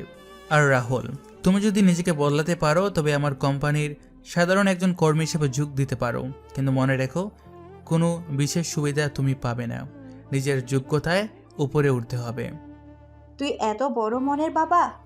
আমরা তোর মায়ের জীবন নিয়ে ছিনিমিনি খেলেছি, তোকে বাড়ি থেকে বের করেছি, তাও তুই আমাদের থাকার জায়গা দিচ্ছিস? কারণ আমি চাই না আমার পরবর্তী প্রজন্ম তোমাদের মতো বিষাক্ত হোক। আমি চাই ঘৃণা শেষ হোক। নীলা, তুমি এই বাড়িতেই থাকবে, অনু একা হয়ে যাবে, ওর একজন বোন দরকার। তুমি অনুর সাথে থাকবে এবং এই বাড়ির দায় দায়িত্ব সামলাবে। আমি বিশ্বাস করি তুমি অযোগ্য নও, শুধু তোমার চারপাশটা খারাপ ছিল। অয়নের এই মহানুভবতা দেখে রাহুল আর তার বাবা অয়নের সামনে সিজদায় পড়ার মতো নই পড়ল। তারা ভাবতেও পারেনি যে অয়ন তাদের সব অপরাধ এভাবে মার্জনা করে দেবে। অয়নের বাবা এগিয়ে এসে অয়নের কাঁধে হাত রাখলেন। আজ থেকে এই বাড়িতে আর কোনো ঘৃণা নেই, কোনো বিভেদ নেই। 10 বছরের এক দীর্ঘ আমাবস্যার পর আজ যেন এই পরিবারের পূর্ণিমার চাঁদ উঠেছে। অয়ন জানালার বাইরে তাকিয়ে দেখল সূর্যের আলো চারিদিকে ছড়িয়ে পড়ছে। এক নতুন ভোরের সূচনা হলো, যেখানে জয় হলো সততা, ধৈর্য আর ক্ষমার। কালবৈশাখী ঝড়ের পর প্রকৃতি যেমন শান্ত হয়ে যায়, অয়ন সুলতানের বাড়িতেও আজ তেমনই এক নিবিড় প্রশান্তি বিরাজ করছে। অয়ন তার সৎমা ও মামাকে শহরের এক প্রান্তে একটি সাধারণ ফ্ল্যাটে থাকার ব্যবস্থা করে দিয়েছে। রাহুল এখন অয়নের কারখানায় একজন সাধারণ সুপারভাইজার হিসেবে কাজ করছে। যে রাহুল এক সময় দামি গাড়ি ছাড়া চলতো না, সে এখন লোকাল বাসে চড়ে অফিসে যায়। কিন্তু রাহুলের চোখে এখন আর সেই হিংসা নেই, আছে এক বুক শান্তি। নিজের ঘাম ঝরিয়ে উপার্জিত এক প্লেট ভাতের তৃপ্তি যে কত বেশি তা সে প্রতিদিন নতুন করে টের পায়। অয়ন বাবা, আজ অনেকদিন পর বুক ভরে শেষ নিঃশ্বাস নিতে পারছি। আমার অয়ন শুধু সফল ব্যবসায়ী হয়, সে আজ একজন আদর্শ মানুষ হিসেবে নিজেকে প্রমাণ করেছে। তুই ওদের ক্ষমা করে দিয়ে যে মহত্ব দেখিয়েছিস, তাতে তোর মায়ের আত্মা নিশ্চয়ই আজ ওপারিক থেকে শান্তি পাচ্ছে। আমি ভেবেছিলাম এই পরিবার আর কোনোদিন এক হবে না, কিন্তু তুই সেটা সম্ভব করেছিস। তোকে নিয়ে আমার গর্বের শেষ নেই। আব্বু, ক্ষমা না করলে হয়তো আমার ভেতরের ঘৃণাটা আমাকে তিলে তিলে পুড়িয়ে মারত। আমি চাইনি এই ঘৃণার বোঝা সারা জীবন বয়ে বেড়াতে। এখন অন্তত রাতে ঘুমালে আমি আর সেই চুরির অপবাদের দুঃস্বপ্ন দেখি না। আর নীলা যেভাবে নিজেকে বদলেছে, বাড়ির সব দায়িত্ব যেভাবে নিজের কাঁধে নিয়েছে, তাতে আমি নিজেও অবাক হয়েছি। আমি কোনোদিনও ভাবিনি আমাদের বাড়ির সেই জেদি মেয়েটা এত দায়িত্বশীল হতে পারে। ও এখন বাড়ির প্রতিটা মানুষের খুব খেয়াল রাখে। নীলা এখন আর সেই চঞ্চল অহংকারী মেয়েটি নেই। সে এখন বাড়ির প্রতিটি কোণ পরম মমতায় আগলে রাখে। তদন্ত চলাকালীন অয়ন আর নীলা যখন সেই অন্ধকার বাগান বাড়িতে কিংবা ধুলোমাখা স্টোররুমে পাশাপাশি দাঁড়িয়ে সত্য খুঁজছিল, তখনই অলক্ষ্যে তাদের মনের দূরত্বটা ঘুচে গিয়েছিল। অয়নের সেই কঠোর ব্যক্তিত্বের আড়ালে যে এক দরদি মানুষ লুকিয়ে আছে, তা নীলা খুব কাছ থেকে অনুভব করেছে। আচ্ছা আব্বু, আমাদের বাড়িটা তো অনেক বড়, তাই না? কিন্তু বাড়িতে মানুষ বড়ই কম। সারাদিন ভাইয়া অফিসে থাকি, আমি নিজের ঘরে থাকি। আমার মনে হয় এবার আমাদের বাড়িতে নতুন একজন সদস্য আসা দরকার, মানে যিনি আমাদের এই বাড়ির চিরস্থায়ী অভিভাবক হয়ে থাকবেন। নতুন সদস্য মানে? তুই কি আবার বাড়িতে কোনো কুকুর বা বিড়াল ছানা আনার কথা ভাবছিস? শোনো, ওসবের জামলা সামলানোর সময় কিন্তু আমার নেই। নিজের পড়াশোনায় মন দে। না ভাইয়া, আমি কোনো পোষা প্রাণীর কথা বলছি না। আর আমি বলছি এই বাড়ির বড় বউয়ের কথা। আমার মনে হয় নীলা আপুর চেয়ে ভালো এই বাড়ি আর কেউ বুঝতেই পারবে না। নীলা আপু আর তোমার বিয়েটা হয়ে গেলে কেমন হয়? তোমরা দুজন মিলে যেভাবে রহস্য সমাধান করলে, সেভাবেই না হয় জীবনের বাকি রহস্যগুলো একসাথে সমাধান করবে। এটা আমার প্রাণের দাবি ভাইয়া। অনুর এই অকপট প্রস্তাবে ডাইনিং টেবিলে এক অদ্ভুত নীরবতা নেমে এলো। অয়ন কাচের গ্লাসে জল নিতে গিয়ে থমকে গেল। কিচেন থেকে শরবত নিয়ে আসা নীলার হাত থেকে ট্রেটা প্রায় পড়ে যাচ্ছিল। তার ফর্সা মুখটা মুহূর্তে লজ্জায় ও সংকোচে লাল হয়ে গেল। সে কি বলবে বুঝতে না পেরে মাথা নিচু করে দাঁড়িয়ে রইল। অনু, তুই এইসব কি বলছিস? আমি ভাইয়ের কাছে একজন অপরাধী। আমার কোনো যোগ্যতা নেই এই বাড়ির বউ হওয়ার। আমি ভাইয়ার সেবা করে সারা জীবন কাটিয়ে দিতে পারবো। ওনার প্রতি আমার অগাধ শ্রদ্ধা আছে, কিন্তু এই পবিত্র সম্পর্কের কথা আমি স্বপ্নেও ভাবতে পারি না অনু। এটা আমার জন্য অনেক বড় এক পাওয়া হয়ে যাবে, যা আমি কল্পনাও করতে পারি না। অনু, রসিকতার একটা সীমা থাকা উচিত। নীলা এখন আমার ছোট বোনের মতো। ওকে সম্মান দিয়ে এই বাড়িতে থাকতে বলেছি, তার মানে এই নয় যে তুই এসব কথা তুলবি। নীলা, তুমি ওর কথায় কান দিও না, ও মাঝে মধ্যে একটু বেশি বলে ফেলে। ভাইয়া, তুমি আর কতদিন নিজের মনের সাথে যুদ্ধ করবে? আমি নিজের চোখে দেখেছি, ইনভেস্টিগেশনের সময় যখন নীলা আপু বিপদে পড়েছিল, তখন তুমি তাকে যেভাবেই নিজের জীবনের ঝুঁকি নিয়ে আগলে ধরেছিলে, সেটা কি শুধু বড় ভাইয়ের দায়িত্ব ছিল?